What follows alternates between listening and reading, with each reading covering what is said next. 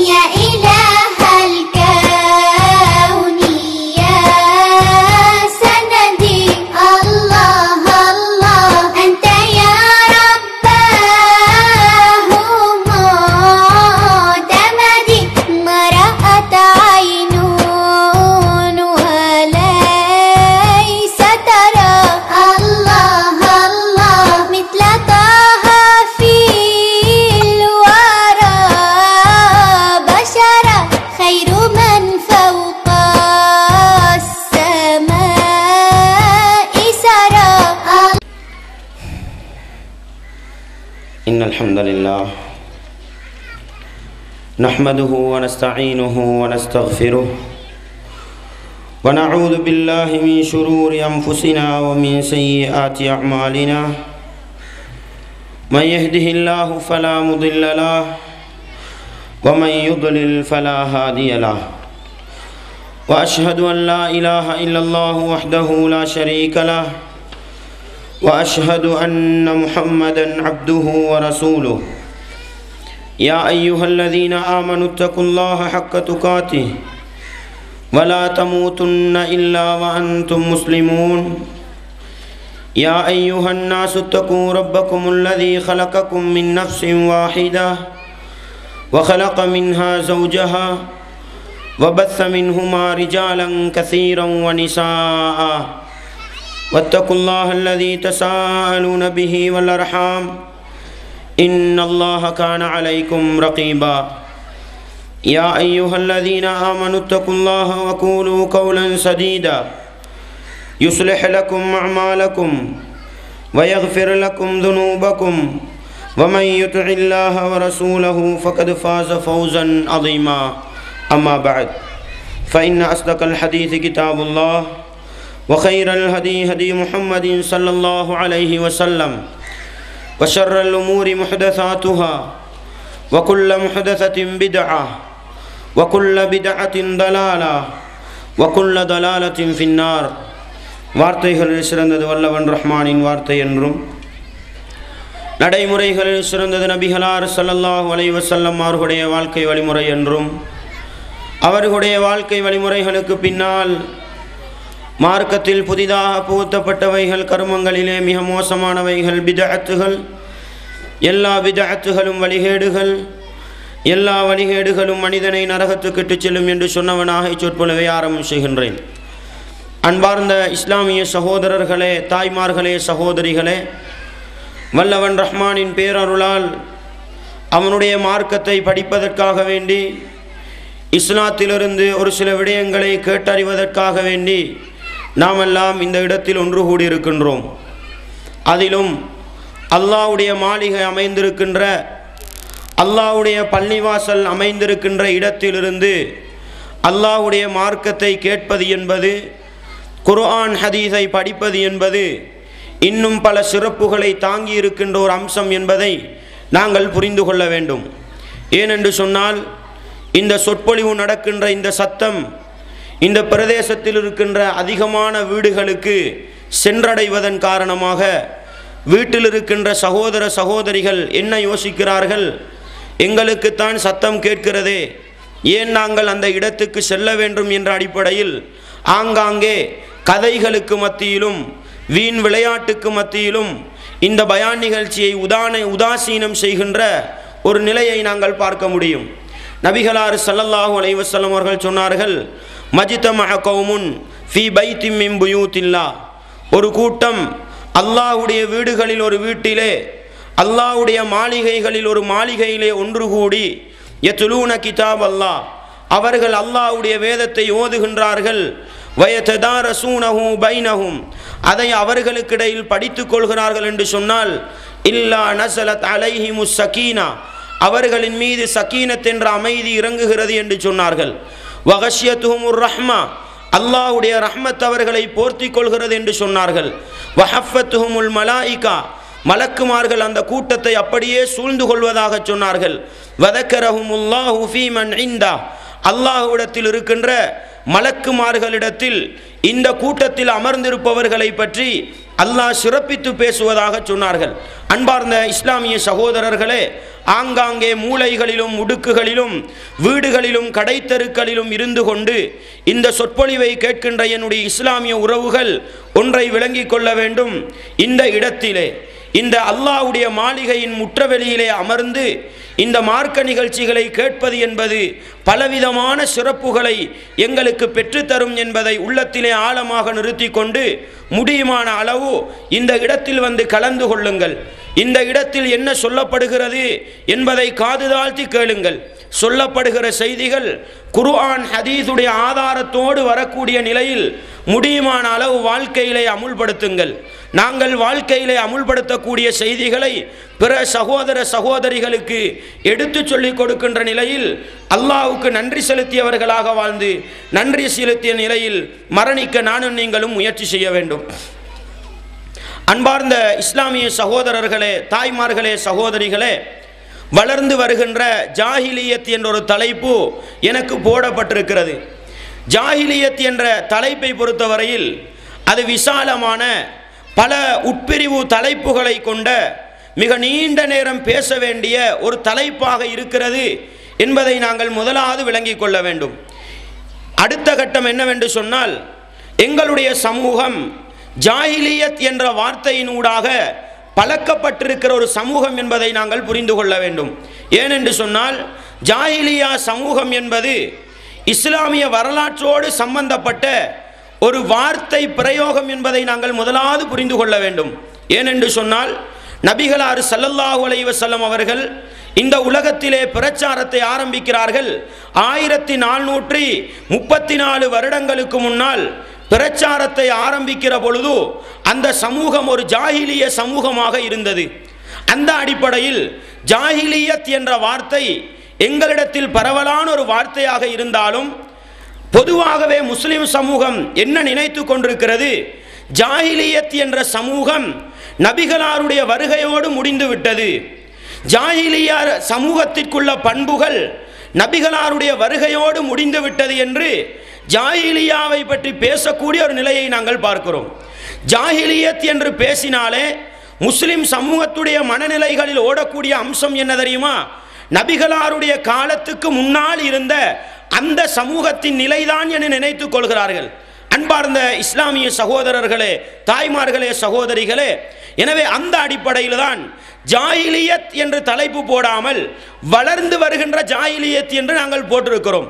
சமகாலத்திலே தற்பொழுது எப்படிப்பட்ட ஜாஹிலியத்துகள் எல்லாம் வளர்ந்து வந்து கொண்டிருக்கின்றன என்பதை பற்றி நபிகளாருடைய காலத்து ஜாஹிலியத்தோடு நபிகளார் ஸல்லல்லாஹு அலைஹி வஸல்லம் அவர்கள் 1430 வருடங்களுக்கு முன்னால் பிரச்சாரத்தை ஆரம்பிக்கிற பொழுது, இஸ்லாத்தை மக்களுக்கு எடுத்துச் சொல்கிற பொழுது அந்த சமூகம் எப்படிப்பட்ட ஜாஹிலியத்திலே இருந்தார்கள், அந்த ஜாஹிலியத்து இன்றைக்கு எப்படியெல்லாம் வளர்ந்து வந்திருக்கிறது என்பதை எடுத்து காட்டலாம் என்று நினைக்கின்றேன்.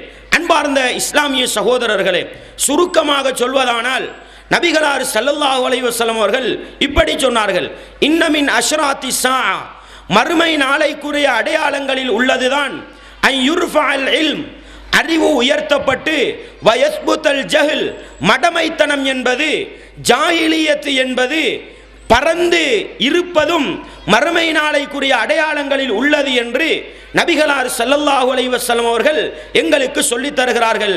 புகாரியிலே 80வது செய்தியாக இந்த ஹதீஸை பார்க்க முடியும். அன்பார்ந்த இஸ்லாமிய சகோதரர்களே, தாய்மார்களே, சகோதரிகளே, இந்த ஹதீஸ் என்ன சொல்கிறது?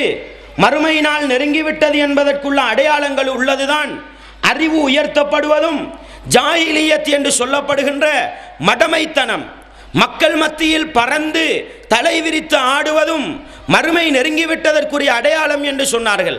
அன்பார்ந்த இஸ்லாமிய சகோதரர்களே, இன்றைய சமூகத்தை நாங்கள் எடுத்து நோக்கினால் அல்லாஹ்வுடைய வேதம் இந்த உலகத்துக்கு அறிவு என்ற விளக்கை ஏற்றி வைத்த வேதம் என்று சொல்லலாம். நபிகளாருடைய வாழ்க்கை வழிமுறைகள் இந்த உலகத்திற்கு அறிவு என்றால் என்னவென்று சொல்லிக் கொடுத்தது என்று சொல்லலாம்.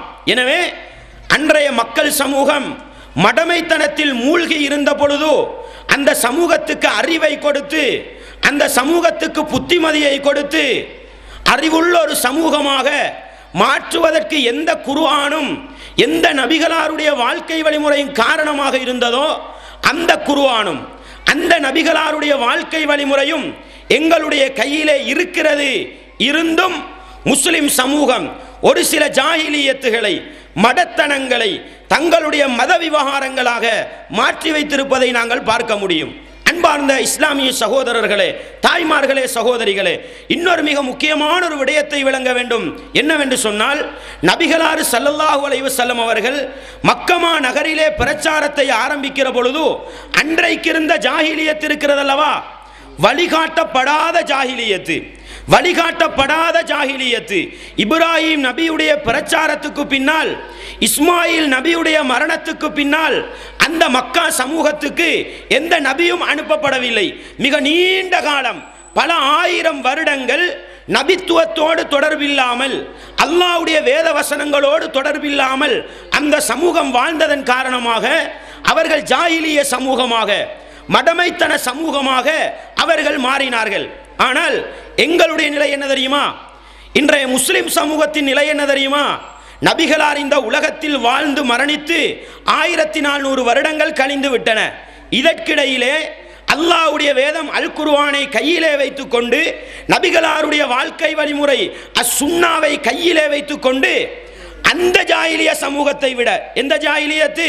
நபிகளார் பிரச்சாரம் செய்ய ஆரம்பிப்பதற்கு முன்னால் இருந்ததல்லவா ஒரு ஜாஹிலிய சமூகம், அந்த ஜாஹிலிய சமூகத்தை விட மிக மோசமான ஜாஹிலியத்துகளை இன்றைய சமூகம் கொண்டிருக்கிறது என்று சொன்னால், இதுதான் நானும் நீங்களும் விளங்க வேண்டிய அடிப்படை வித்தியாசம். என்னவென்று சொன்னால், நபிகளார் பிரச்சாரத்தை ஆரம்பித்த அந்த ஜாஹிலிய சமூகம் அல்லாஹ்வுடைய கட்டளையை விட்டும், நபிமார்களுடைய போதனைகளை விட்டும் மிக நீண்ட தூரம் போய்விட்டதனால் அவர்கள் ஜாஹிலிய சமூகமாக மாறினார்கள். எங்களுடைய நிலை என்ன தெரியுமா? அல்லாஹ்வுடைய வேதத்தை கையிலே வைத்துக்கொண்டு, நபிகளாருடைய வாழ்க்கை வழிமுறையை கையிலே வைத்துக்கொண்டு நாங்கள் ஜாஹிலிய சமூகமாக மாறியிருக்கிறோம். எனவே வளர்ந்து வரக்கூடிய ஜாஹிலியத்துகள் எப்படியெல்லாம் தலை தூக்கி விரித்து ஆடிக்கொண்டிருக்கிறது என்பதை ஒரு சில செய்திகளினூடாக உங்களுக்கு எடுத்து காட்டலாம் என்று ஆசைப்படுகிறேன். அன்பார்ந்த இஸ்லாமிய சகோதரர்களே, மக்காவிலே வாழ்ந்த ஜாஹிலிய சமூகம் இருக்கிறதல்லவா, அவர்கள் சிலை வணக்கத்திலே ஈடுபட்டார்கள். அவர்கள் சிலை வணக்கத்திலே ஈடுபட்டார்கள் என்றால், படைத்தவன் அல்லாஹுவை ஏற்றுக்கொண்டு விட்டு அந்த அல்லாஹுக்கு நிகராக பலவிதமான கடவுள்களை ஏற்படுத்தி கொண்டார்கள். அன்பார்ந்த இஸ்லாமிய சகோதரர்களே, அந்த காலகட்டத்திலே அந்த மக்கா முஷ்ரிக்குகளை பார்த்து நபிகளார் வருவதற்கு முன்னால் ஷிர்க் வைக்காதீர்கள், சிலைகளை வணங்காதீர்கள் என்று சொல்லிக் கொடுப்பதற்கு யாருமே இருக்கவில்லை. அதனால் அந்த சமூகம் சிலை வணக்கத்திலே ஈடுபட்டது. இப்னு அப்பாஸ் ரலியல்லாஹு அன்ஹு அவர்கள் அழகாக சொன்ன ஒரு செய்தி என்ன தெரியுமா? அன்றைக்கு இருந்த வத்து, சுவாஇ, யகூஸ், யஊக் போன்ற அந்த சிலைகளுடைய பெயர்கள் யாருடைய பெயர் என்று சொன்னால், அஸ்மாஉ ரிஜாலின் சாலிஹீன், நூஹ் நபியுடைய சமூகத்தில் வாழ்ந்த நல்ல மனிதர்களுடைய பெயர்கள் தான் அவர்கள் சிலைகளாக வைத்திருந்த வத்து, சுவாஉ, யகூஸ், யஊக் போன்றவைகள். என்ன நடந்தது தெரியுமா? ஜாஹிலியத்து எப்படி வளர்கிறது என்று பாருங்கள். என்ன நடக்கிறது? அந்த நல்ல மனிதர்கள் மரணித்து போய்விடுகிறார்கள். மரணித்தவுடனே ஷைத்தான் வருகிறான், வந்து சொல்கிறான், அந்த நல்ல மனிதர்கள் உங்களுக்கு நல்லவற்றை போதித்து தந்தார்கள், நல்ல விடயங்களை சொல்லி தந்தார்கள், அவர்களை நீங்கள் மறந்து விடலாமா? அவர்களை மறக்காமல் அவர்கள் எந்த இடத்திலிருந்து உங்களை வழிநடாத்தினார்களோ, எந்த இடத்திலிருந்து நல்ல விடயங்களை படித்து தந்தார்களோ அந்த இடத்தில் ஒரு அடையாள சின்னத்தை வையுங்கள். இந்த ஞாபகார்த்த கல் என்று சொல்வோம் அல்லவா, அது மாதிரி ஒரு கல்லை நாட்டி வைங்க. அப்படி சைத்தான் சொல்லி கொடுக்கிறான். அந்த சமூகம் அவர்களுடைய இடத்தில் ஒரு கல்லை நாட்டி விட்டு அப்படியே மௌத்தா போயிடுறாங்க. அடுத்த தலைமுறை வந்தவுடனே ஷைத்தான் மீண்டும் வருகிறான், வந்து சொல்கிறான், என்னப்பா உங்களோட அப்பா மாறு, உங்களோட ஆட்சி மாறு இதை சும்மா நாட்டி வைக்கல, அதுக்கு சுஜூது செஞ்சாங்க, அதுகிட்ட போய் துவா கேட்டாங்க, நீங்களும் அது மாதிரி செய்யுங்கன்னு சொல்லி கொடுக்கிறான். அந்த சமூகத்துக்கு அப்பாமார் ஆட்சிமார் என்ன செஞ்சாங்கன்ற அறிவில்லை. அதனால் என்ன தெரியுமா நடந்தது? அடுத்த தலைமுறை, அடுத்த ஜெனரேஷன் அந்த நாட்டி வைத்த ஞாபகார்த்த கல் இருக்கிறதல்லவா, அவைகளை எல்லாம் வணங்க ஆரம்பித்தார்கள். இது யார் சொல்ற விளக்கம்? இது இப்னு அப்பாஸ் ரலியல்லாஹு அன்ஹு அவர்கள் சூரா நூஹிலே வருகின்ற அல் குர்ஆன் வசனத்துக்கு சொல்கிற விளக்கம். அன்பார்ந்த இஸ்லாமிய சகோதரர்களே, நான் என்ன சொல்ல வருகிறேன் என்று சொன்னால், மக்காவிலே வாழ்ந்த முஷ்ரிக்குகள், மதீனாவிலே வாழ்ந்த முஷ்ரிக்குகள் மிகப்பெரிய ஒரு மடத்தனத்தை செய்தார்கள். என்ன? அல்லாஹ்வுக்கு நிகராக சிலைகளை ஏற்படுத்தி, கடவுள்களை ஏற்படுத்தி வணக்க வழிபாடுகளில் ஈடுபட்டார்கள். அந்த கடவுள்கள் எல்லாம் யார் தெரியுமா? அந்த சிலைகள் எல்லாம் யார் தெரியுமா? நல்லடியார்களுடைய பெயர் கொண்டதுதான் என்பதை விளங்கிக் கொள்ள வேண்டும். அதே போன்று பாருங்கள், மக்காவிலே இருந்த மிக முக்கியமான 2 சிலைகள் தான் அல்லாத்து வல் உஸ்ஸா என்று சொல்லப்படுவது. அல்லாத்து வல் உஸ்ஸா என்று சொல்லப்படுவது. இந்த லாத் என்பது யாருடைய பெயர்? இப்னு அப்பாஸ் ரலியல்லாஹு அன்ஹு சொல்லக்கூடிய செய்தி புகாரியிலே 4578வது செய்தியாக பதிவு செய்யப்படுகிறது. கானல் லாத்து, லாத் என்று சொல்லப்படுவது ரஜுலன், நல்ல ஒரு மனிதராக இருந்திருக்கிறார். எலீத்து அஸ்ஸவீக லில் ஹுஜ்ஜாஜ், எப்படி சொல்கிறார் என்று சொன்னால், மக்காவுக்கு வருவார்கள் எல்லாம் ஹஜ் செய்வதற்காக, அவர்களுக்காக வேண்டி ஒரு விதமான கஞ்சி போன்ற ஒன்றை செய்து கொடுக்கக்கூடியவர் தான் இந்த லாத் என்று சொல்லப்படுகிற மனிதர். காலப்போக்கில் என்ன நடந்தது? ஹாஜிகளுக்கு நல்லதை செய்து கொண்டிருந்த அந்த லாத் என்று சொல்லப்படுகிற மனிதர் மரணித்தவுடனே அவரை ஞாபகப்படுத்தி ஒரு கல்லை நாட்டி காலப்போக்கிலே அதையே சிலையாக வடித்து வணங்க ஆரம்பித்தார்கள். நான் என்ன சொல்ல வருகிறேன் என்று சொன்னால், மக்காவிலே வாழ்ந்த சமூகம் எப்படி ஜாஹிலியத்துக்கு போனார்கள்? எப்படி ஷிர்க் என்ற மடமைத்தனத்துக்கு போனார்கள்? நல்ல மனிதர்களை ஞாபகப்படுத்த ஆரம்பித்தார்கள், எல்லை மீறி புகழ ஆரம்பித்தார்கள், அல்லாஹ்வுக்கு நிகராக கொண்டு போய் வைத்தார்கள். அன்பார்ந்த இஸ்லாமிய சகோதரர்களே, ஆனால் இன்றைய முஸ்லிம் சமூகத்தின் நிலை என்ன தெரியுமா? பெரும்பான்மை முஸ்லிம் சமூகத்தின் நிலை என்ன தெரியுமா? ஆங்காங்கே உங்களுக்கு பார்க்கலாம். ஆங்காங்கே நீங்கள் போய் பார்த்தீர்கள் என்று சொன்னால், நல்லடியார்கள் என்று சொல்லிக்கொண்டு ஒரு சில மனிதர்களை அடக்கம் செய்து அவர்களுடைய கபறுகளை கட்டி வைத்துக் கொண்டு அந்த கபருக்கு பக்கத்தில் வணக்கம் செய்கிற காட்சிகளை பார்க்கலாம். அன்பார்ந்த இஸ்லாமிய சகோதரர்களே, ஷிர்க் செய்கிற சமூகமாக, ஷிர்க் என்ற ஜாஹிலியத்தை செய்கிற சமூகமாக இன்றைய முஸ்லிம் சமூகம் மாறியிருப்பதை பார்க்கலாம். அன்பார்ந்த இஸ்லாமிய சகோதரர்களே, விளங்க வேண்டிய பகுதி என்ன தெரியுமா? இப்னு அப்பாஸ் ரலியல்லாஹு அன்ஹு அவர்கள் என்ன சொன்னார்கள்? மக்கா முஷ்ரிக்குகள் இணை வைப்பில் செல்வதற்கு என்ன தெரியுமா காரணம்? நல்லடியார்களை எல்லை மீறி புகழ ஆரம்பித்தார்கள், நல்லடியார்களை எல்லை மீறி ஞாபகப்படுத்த ஆரம்பித்தார்கள். அது அவர்களை ஷிர்க் என்ற ஜாஹிலியத்தில் கொண்டு போய் சேர்த்தது. இன்றைய சமூகத்தின் நிலை என்ன தெரியுமா? நல்லடியார்களை மரணித்த பிறகு அடக்கம் செய்து நபிகளார் எதை தடுத்தார்களோ அதையே செய்ய ஆரம்பித்தார்கள். நபிகளார் ஸல்லல்லாஹு அலைஹி வஸல்லம் அவர்கள் மரணப்படுக்கையில் இருக்கிற பொழுது மயக்கத்திலே வீழ்ந்திருப்பார்களாம். நபிகளாருடைய முகத்துக்கு மேலால் ஒரு துணி போடப்பட்டிருக்குமாம். நபிகளார் மயக்கம் தெளிந்து அந்த துணியை அகற்றுகிற பொழுதெல்லாம் என்ன சொல்வார்கள் தெரியுமா? லஅனத்துல்லாஹி அலல் யஹூதி வன் நஸாரா, யூதர்களுக்கும் நசாராக்களுக்கும் அல்லாஹ்வுடைய சாபம் உண்டாகட்டும். காரணம் என்ன தெரியுமா? இத்தகது குபூர அன்பியாஹி மசாஜித், அவர்கள் நபிமார்களை அடக்கம் செய்து அவர்களுடைய அடக்க ஸ்தலங்களுக்கு மேலால் வணக்க ஸ்தலங்களை உருவாக்கி கொண்டார்கள். எனவே அல்லாஹ்வுடைய சாபம் அவர் மீது உண்டாகட்டும் என்று சொல்வார்களாம். அன்பார்ந்த இஸ்லாமிய சகோதரர்களே, பாருங்கள், நபிகளார் என்ன சொல்கிறார்கள்? யூதர்கள் நசாராக்கள் நபிமார்களை அடக்கம் செய்து அவர்களுடைய கபறுகளுக்கு மேலால் கட்டிடத்தை எழுப்பி வணக்கம் செய்ய ஆரம்பித்தார்கள். அதனால் அந்த சமூகத்துக்கு அல்லாஹ்வுடைய சாபம் உண்டாகட்டும் என்று சொன்னார்கள். இன்றைக்கு என்ன நிலைமை தெரியுமா? யார் நல்லடியார் யார் கெட்டவர் என்று தீர்மானிக்க முடியாத மனிதர்கள் எல்லாம் ஒன்று சேர்ந்து தனக்கு விருப்பமான ஒரு மனிதர் மரணித்து விட்டால் அவரை அடக்கம் செய்து அவருடைய கபருக்கு மேலால் கட்டிடத்தை கட்டி அங்கே ஷிர்க் வைக்கின்ற காட்சிகளை பார்க்கலாம். அன்பார்ந்த இஸ்லாமிய சகோதரர்களே, இந்த புத்தள பிரதேசத்திலும் ஆங்காங்கே நீங்கள் சென்று பார்த்தால் என்ன நடக்கும் தெரியுமா? பள்ளிக்கு பக்கத்திலே கபரை கட்டி வைத்திருப்பார்கள், கபறுகளுக்கு மேல் கட்டிடத்தை எழுப்பி வைத்திருப்பார்கள். அங்கே சென்று பத்தி பத்த வைக்கக்கூடிய மனிதர்களாக, சாம்புராணி பிடிக்கக்கூடிய மனிதர்களாக, காணிக்கைகளை இடக்கூடிய மனிதர்களாக, நேர்ச்சைகளை செலுத்தக்கூடிய மனிதர்களாக இருப்பதை பார்க்க முடியும். அன்பார்ந்த இஸ்லாமிய சகோதரர்களே, இந்த ஜாஹிலியத்தில் உச்சகட்டம் என்ன தெரியுமா?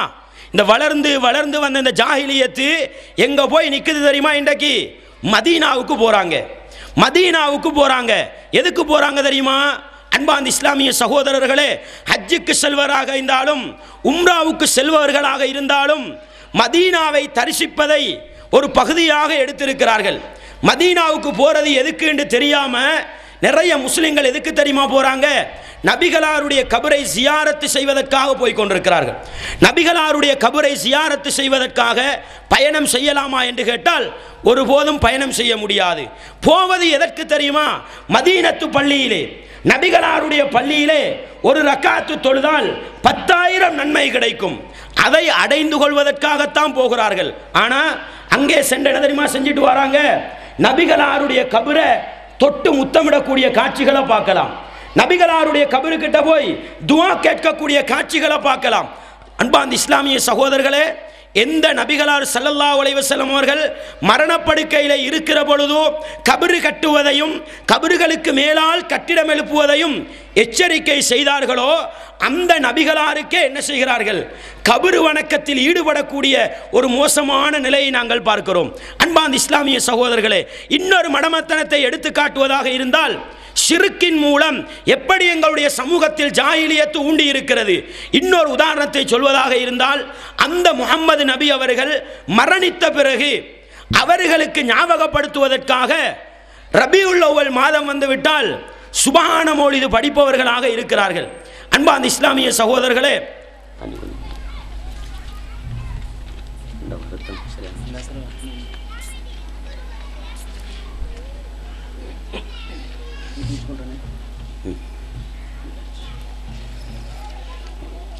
அன்பார்ந்த இஸ்லாமிய சகோதரர்களே, நபிகளார் ஸல்லல்லாஹு அலைஹி வஸல்லம் அவர்களை ஞாபகப்படுத்துவதற்காக ரபியுல் அவ்வல் மாதத்தில் என்ன செய்வார்கள்? சுபஹான மௌலிது என்னொன்றை படிப்பார்கள். சாதாரணமாக பரவலாக எல்லா முஸ்லிம்களிடத்திலும் இருக்கக்கூடிய ஒரு செய்தி. நபிகளார் உயிரோடு இருக்கும் பொழுது என்ன சொன்னார்கள் தெரியுமா? லா துத்ரூனி கமா அத்ரத்தின் நசாரா ஈசா மரியம். நசாராக்கள், கிறிஸ்தியானிகள் எப்படி ஈசா நபியை எல்லை மீறி புகழ்ந்தார்களோ அதுபோன்று என்னை எல்லை மீறி புகழ வேண்டாம் என்று சொன்னார்கள். யார் சொன்னது இதை?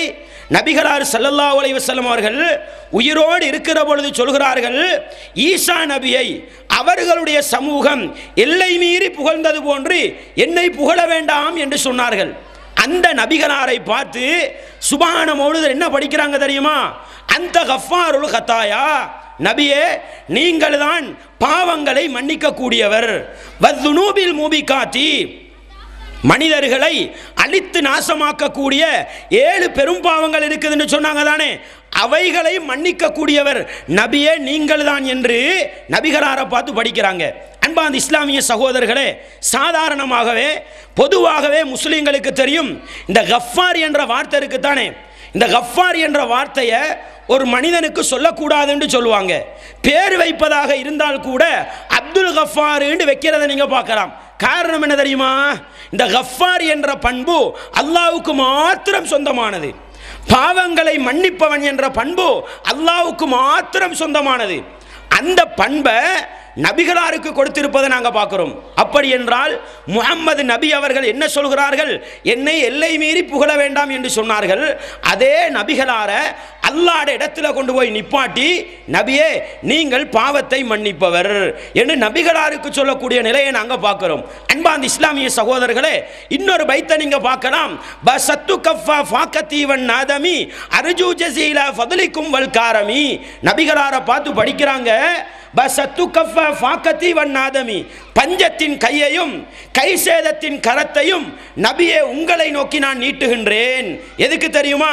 அர்ஜூ ஜஸீலா ஃபதுலிக்கும் வல் காரமி, உங்களிடத்தில் சிறப்பையும் ஃபதுலையும் பரக்கத்தையும் நான் கேட்கிறேன் என்று மௌத்தா போன நபிகளாட்ட பிரார்த்தனை செஞ்சுக்கிட்டு இருக்கிறாங்க.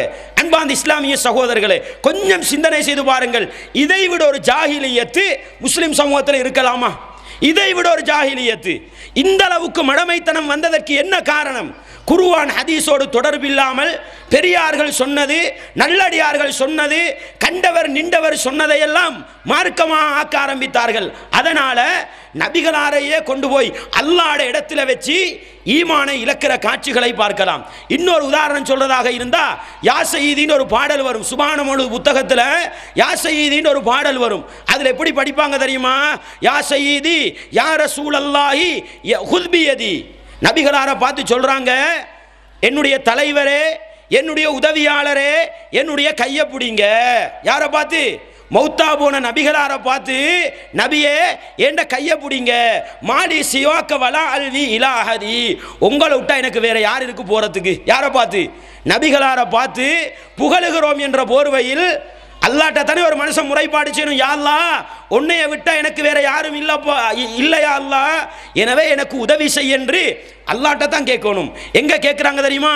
யா ரசூலல்லாஹி யா சய்யிதி, அல்லாஹ்வின் தூதரே, என்னுடைய தலைவரே, என்னுடைய உதவியாளரே என்று கூப்பிட்டு என் கரத்தை பிடிங்க, உங்களை விட்ட எனக்கு உதவி செய்ய வேற யாரும் இல்லைன்னு அல்லாஹ்வுடைய இடத்துல முஹம்மது நபியை கொண்டு போய் வச்சிருக்கிறாங்க. அன்பார்ந்த இஸ்லாமிய சகோதரர்களே, நான் கேட்கிறேன், இது ஜாஹிலியத் இல்லையா? இது ஈமானை பறிக்கிற ஒரு மடமைத்தனம் இல்லையா இது? அன்பார்ந்த இஸ்லாமிய சகோதரர்களை, இப்படி முஸ்லிம் சமூகம் ஈமானை பறிப்பதற்கு எப்படியெல்லாம் ஜாஹிலியத்தை பழகி கொண்டிருக்கிறார்கள் என்று பார்த்தால் அதே ஒரு தலைப்பா போயிடும். எனவே அன்பார்ந்த இஸ்லாமிய சகோதரர்களே, முஸ்லிம் சமூகம் ஒரு சில காரியங்களை செய்கின்றன, மனிதனுடைய ஈமானை பறிக்கக்கூடிய காரியம், தன்னை அறியாமல் அவற்றை செய்து கொண்டிருப்பதை பார்க்க முடியும். இதெல்லாம் செஞ்சு போட்டு நீங்க பார்க்கலாம்.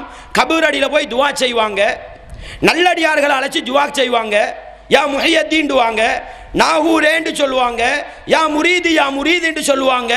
எல்லாம் கூப்பிடுறவங்கள்ட்ட போய், என்னப்பா நீங்க போய் முஹையத்தீன் அப்துல் காதர் ஜீலானியை கூப்பிடுறீங்களே, முகமது நபி கிட்ட உதவி தேடுறீங்களேண்டா, என்ன தெரியுமா சொல்லுவாங்க? நாங்க அவங்கள அல்லாண்டா சொன்னோம், முஹையத்தீன் அல்லாண்டா சொன்னோம், நபியா அல்லாண்டா சொன்னோம். இல்லையே, அவர்கள் நல்லடியார்கள், அல்லாஹ் கிட்ட எங்கள்கிட்ட வாங்கி தாராங்க, அல்லாஹ் கிட்ட இருந்து எங்களுக்கு வாங்கி தாராங்க, எனவே இவர்களை இடைத்தரகர்களாக வைத்து நாங்கள் அல்லாஹ்ட்ட போறோம்னு சொல்றாங்க. இது எந்த பெரிய ஜாஹிலியத்து தெரியுமா? நாங்கள் எந்த சமூகத்தை ஜாஹிலிய சமூகம் என்று சொல்கிறோமோ அந்த ஜாஹிலிய சமூகம் எது? மக்காவிலே நபிகளார் பிரச்சாரத்தை ஆரம்பிக்கிற போல ஒரு சமூகம் இருந்தார்கள் தானே, அந்த சமூகம் பல கடவுள்களை வைத்து வணங்கினார்கள், 360 சிலைகளை வைத்து வணங்கினார்கள். அவர்கள்ட்ட போய் நீங்கள் ஏன் சிலைகளை வணங்குகிறீர்கள் என்று கேட்டபொழுது அவர்கள் சொன்ன பதில் என்ன தெரியுமா? அல்லாஹ் சொல்லி காட்டுகிறான், சூரத்து ஜுமருடைய 3வது வசனம். என்ன சொன்னார்கள் தெரியுமா? மா நஅபுதுஹும் இல்லா லியுகர்ரிபூனா இலல்லாஹி ஸுல்ஃபா. அவர்களை நாங்கள் வணங்குவதற்கு என்ன தெரியுமா காரணம்? எங்களை அவங்க அல்லாஹ் கிட்ட நெருக்கி வைக்கிறாங்க. என்ன சொன்னாங்க? மக்கா முஷ்ரிக்குகள் எந்த சமூகத்தை ஜாஹிலிய சமூகம் என்று சொல்கிறோமோ அந்த சமூகம் சொன்ன பதில் என்ன? ஏன் சிலைகளை வணங்குகிறீர்கள் என்று கேட்டபொழுது அவர்கள் சொன்ன பதில், நாங்கள் இவர்களை அல்லாஹ் என்று சொல்லல, இவைகளை கடவுள் என்று சொல்லல, இவங்க எங்கள்கிட்ட அல்லாஹ்ட்ட வாங்கி தாராங்க, அல்லாஹ் கிட்ட எங்களை நெருக்கமாக்கி வைக்கிறாங்க. இது யார் சொன்ன பதில்? மக்கா முஷ்ரிக்குகள் சொன்ன பதில். அதே பதிலை தான் இன்றைய பெரும்பான்மை முஸ்லிம் சமூகம் சொல்கிறது. நாங்கள் இந்த கபறுகளை அல்லாஹ் என்று சொல்லவில்லை, இந்த நல்லடியார்கள்ட்ட போய் எப்படி கேசம் போட்டா அவங்க அல்லாஹ்ட்ட வாங்கி தருவாங்க என்று சொல்றாங்க. அன்பார்ந்த இஸ்லாமிய சகோதரர்களே, நான் கேட்கிறேன், மக்கா முஷ்ரிக்குகளிடத்தில் இருந்த ஜாஹிலியத்துக்கும் இந்த ஜாஹிலியத்துக்கும் என்ன வித்தியாசம் இருக்கிறது என்று சிந்தித்து பாருங்கள். எனவே சுருக்கம் என்ன தெரியுமா? 1400 வருடங்களுக்கு முன்னால் அறிவுரைகள் இல்லாமல், போதனைகள் இல்லாமல், வழிகாட்டுதல்கள் இல்லாமல் ஜாஹிலிய சமூகமாக போனது அன்றைய மக்கா சமூகம். ஆனால் இன்றைய முஸ்லிம் சமூகம் ஈமானை இழக்கின்ற பல ஜாஹிலியத்தான காரியங்களை செய்து கொண்டிருக்கிறார்கள். அல் குர்ஆனை கையிலே வைத்துக்கொண்டு, நபிகளாருடைய போதனைகளை கையிலே வைத்துக்கொண்டு. எனவே அன்பார்ந்த இஸ்லாமிய சகோதரர்களே, இப்படி ஒரு பக்கத்தை நோக்கினால் ஈமானை பறிக்கின்ற ஜாஹிலிய அம்சங்கள் நிறைய நடந்து கொண்டிருக்கின்றன. இன்னொரு உதாரணத்தை சொல்றேன் பாருங்க, முஸ்லிம் சமூகத்தின் ஜாஹிலியத்துக்கு எடுத்துக்காட்டு. உதாரணமா சொல்றதாக இருந்தா, அஊது பில்லாஹி மினஷ் ஷைத்தானிர் ரஜீம், அஊது பில்லாஹி மினஷ் ஷைத்தானிர் ரஜீம். எங்களை பாதுகாப்பது யார்? அல்லாஹ். அதனால் நாங்கள் அல்லாஹ்ட்ட பாதுகாப்பு தேடுறோம், ஷைத்தானை விட்டும் அல்லாஹ்விடத்தில் நான் பாதுகாப்பு தேடுகிறேன். அப்படி என்றால் என்னை பாதுகாப்பவன் அல்லாஹ், எனவே ஷைத்தானை விட்டும் அல்லாஹ்விடத்தில் நான் பாதுகாப்பு தேடுகிறேன். இந்த அறிவு எல்லாருக்கும் இருக்குதா இல்லையா? சாதாரணமாக சின்ன முஸ்லிம் கிட்ட போய் கேட்டாலும் என்ன சொல்வார் தெரியுமா? என்னை பாதுகாப்பவன் அல்லாஹ்னு சொல்லுவார். ஆனால் எப்படி ஜாஹிலியத்து வந்திருக்கு தெரியுமா? நீங்கள் அப்படி போகிற போக்கில் சின்ன பிள்ளைகளோட கழுத்தை கொஞ்சம் பாருங்க, அல்லது இடுப்பை கொஞ்சம் பாருங்க, அல்லது கையை கொஞ்சம் பாருங்க. ஒரு துவா கூடு கட்டியிருப்பாங்க, ஒரு டப்பா உண்டு கட்டியிருப்பாங்க. ஒரு டப்பா நீங்கள் பார்த்துருப்பீங்க. தாயத்துன்னு சொல்லுவோம், தகடுன்னு சொல்லுவோம், துவா கூடுன்னு சொல்லுவோம். அந்த கட்டிருக்கிற சமூகத்துக்கிட்ட போய் என்னத்துக்கப்பா இதை கட்டிருக்கிறீங்கன்னு கேட்டால் சொல்கிற பதில் என்ன தெரியுமா? ஷைத்தானை விட்டு பாதுகாப்பு தேடுறதுக்கு இதை கலட்டி வீசுங்கப்பா, நபிகளார் ஷிருக்குன்னு சொன்னாங்க. அப்படி சொன்னால் என்ன தெரியுமா சொல்லுவாங்க? கலட்டினால் ஆபத்து வரும்னு சொல்லுவாங்க. அன்பார்ந்த இஸ்லாமிய சகோதரர்களே, இப்போ திருப்பி கொஞ்சம் யோசிச்சு பாருங்க. எங்களை பாதுகாப்பது யார்? அல்லாஹ். அந்த அதிகாரத்தை யாருக்கு கொடுத்து வைத்திருக்கிறோம்? கழுத்தில் இருக்கிற துவா கூட்டுக்கு. சில வீட்டுகளுக்கு போனால் வீட்டு மூலையில் போத்தல் குப்பியை தொங்க வச்சிருப்பாங்க, பார்த்துருக்கிறீங்களா? உங்களோட ஊரில் அந்த வளமை இருக்கும். அன்பார்ந்த இஸ்லாமிய சகோதரர்களே, அந்த சமூகத்துக்கிட்ட போய் என்னப்பா வீட்டு மூலையில் போத்தல் குப்பி தொங்குது அப்படின்னு கேளுங்களேன். என்ன தெரியுமா சொல்லுவாங்க? வீட்டை காவல் படுத்தி இருக்கிறோம். அந்த போத்தல் குப்பியை வச்சு வீட்டை காவல் படுத்துறாங்களாம். அடே, நல்ல ஒரு மெஷின் கன்னை கொடுத்து ஒரு ராணுவ வீரனை கொண்டு வந்து வச்சா பாதுகாப்பு. இது ஜாஹிலியத் அல்ல, இது புத்தி உள்ள மனிதனுக்கு அழகு. இந்த போத்தல் குப்பிக்கு என்ன சக்தி இருக்குது? யோசிச்சு போய், இதுதான் ஜாஹிலியத் என்று சொல்றது, இதுதான் மடத்தனம் என்று சொல்றது. அன்பார்ந்த இஸ்லாமிய சகோதரர்களே, பாதுகாப்பவன் அல்லாஹ் என்று ஏற்றுக்கொண்ட ஒரு சமூகம் பாதுகாக்கிற அதிகாரத்தை ஒரு போத்தல் குப்பிக்கு கொடுத்திருக்கிறத பார்க்கிறோம். உங்களோட வாழ்க்கையில் ஒரு வேலையை செய்யுங்க. இந்த ஜாஹிலியத்தை விளங்குறதுக்கு ஒரு வேலை சொல்லித்தாரேன். என்னன்னு சொன்னால், நீங்கள் எங்கேயாவது ஒரு வீட்டுக்கு போய் ஒரு போத்தல் குப்பியை கண்டா உங்களோட கையால் போய் கலட்டுங்க. எதுக்கும் பயப்படாதீங்க, படைச்சவன் அல்லாஹ்வுக்கு மட்டும் பயப்படுங்கள். அந்த போத்தல் குப்பியை கலட்டி அதுளுக்கு இருக்கிற அந்த துவா கூடொண்டு போட்டிருப்பாங்க, அதை வெளியெடுங்க. எடுத்து நீங்கள் பார்த்தீங்கன்னு சொன்னால் மாற்று மதத்தவர்கள் தோத்து, மாற்று மத சமூகம் இருக்குத்தானே, அவர்கள் தோத்து அதை விட மோட்டுத்தனமான வார்த்தைகள் எழுதி வச்சிருப்பாங்க. உதாரணத்துக்கு சொல்றேன்னு சொன்னா, நன்னாங்கு 16 அப்படித்தானே? பிஸ்மில்லாஹிர் ரஹ்மானிர் ரஹீம், பிஸ்மில்லா, பிஸ்மி, அல்லாஹி, அர் ரஹ்மான், அர் ரஹீம், 4 வார்த்தை இருக்குத்தானே? இந்த 4 வார்த்தையையும் 16 பொட்டியில் எழுதுவாங்க. எப்படி தெரியுமா ஜோக்கு? ஃபர்ஸ்ட் வரியில பிஸ்மில்லாஹிர் ரஹ்மானிர் ரஹீம் உண்டு, ஒவ்வொரு பொட்டிலையும் ஒவ்வொரு துண்டு. 2வது வரியில இடது சைடில் இருந்து பிஸ்மி, அல்லாஹி, அர் ரஹ்மான், அர் ரஹீம். அடுத்த வரியில அல்லாஹு பிஸ்மி, ரஹீம், அர் ரஹ்மான். அடுத்த வரியில அல்லாஹ் பிஸ்மி, அர் ரஹ்மான், அர் ரஹீம். இது என்னுடைய கையில நான் ஒருவருடைய கழுத்தில் இருந்து கலட்டின ஒரு தாயத்து துண்டு அப்படியே இருக்குது. அன்பார்ந்த இஸ்லாமிய சகோதரர்களே, நிறைய இடத்துல நீங்க பார்க்கலாம். சமீபத்தில் நான் புத்தளத்தில் நடந்த ஒரு இஜ்திமாவுக்கு வந்த நேரம், நான் ஒரு வீட்டுக்கு சென்ற பொழுது, அது கூலிக்கு இருக்கிற வீடாம், அந்த வீட்டு மூலையில் நாங்கள் போத்தல் குப்பியை பார்த்தோம். செவத்தில் பார்த்தா இதே செய்தியை போட்டோ காப்பி பண்ணி ஒட்டி வச்சிருக்குது. அன்பார்ந்த இஸ்லாமிய சகோதரர்களே, இது மடத்தனம் இல்லையா? அதே போன்று நீங்கள் பார்க்கலாம், அரபு இலக்கம் இருக்குது, 1 2 3 4 5 6 எல்லாருக்கும் பாடம், அப்படித்தானே? இதையே அரபுல எழுதினா வணக்கமாகுமா? நாம் பாடமாக்கி வச்சிருக்கிறது பாதுகாப்பு இல்லையாம், எழுதி ஒட்டினா பாதுகாப்பாம். 1 2 3 4 5 6 எழுதி கழுத்தில் தொங்க விட்டா பாதுகாப்பாம். எப்படி மடத்தனமான ஒரு சமூகம் உண்டு பாருங்க. அதே போன்று இலங்கையிலே எங்களுடைய ஊர் பிரதேசத்தில் ஒரு அரபு மதரசா இருக்கிறது, ஒரு அரபு மதரசா இருக்கிறது, பேர் போன ஒரு மதரசா.